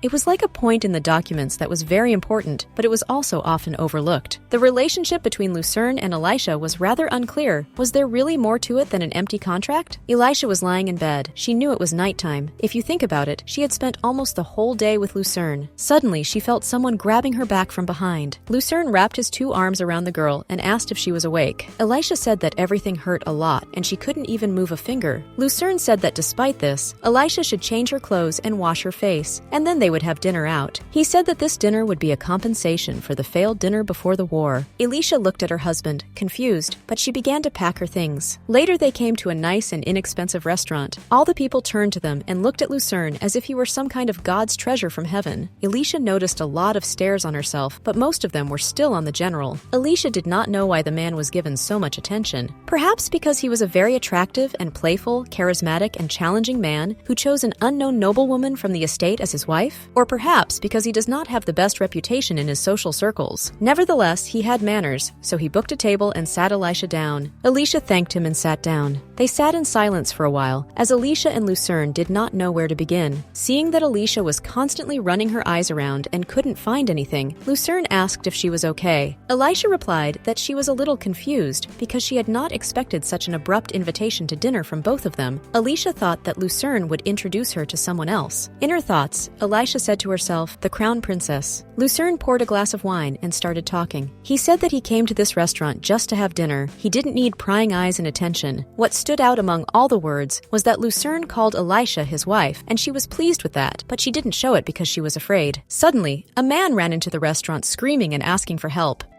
He shouted that a man in disguise attacked him. A man in disguise attacked him. Marcus Fulman, he was Carol's father, and his wife was a very strict woman who could leave her for dead for infidelity. All the guests of the restaurant began to discuss Fulman's appearance, because you don't see such a performance every day, especially if he is the father of a very important person, Carol. Everyone in the room started whispering that his wife would kill him for such signs on his body. Elisha looked at the man and seemed to recognize him. Marcus asked to be buried somewhere where no one would find him, and where his wife could not hit him, perhaps another city, or the basement of this house if there was one. Marcus was ready to do anything to avoid his wife's anger. He kept screaming and begging to hide him somewhere far away from civilization so that his wife would not find him. Lucerne picked up a glass of cold wine and an inscription. He said it was quite funny, especially when he knew all the details.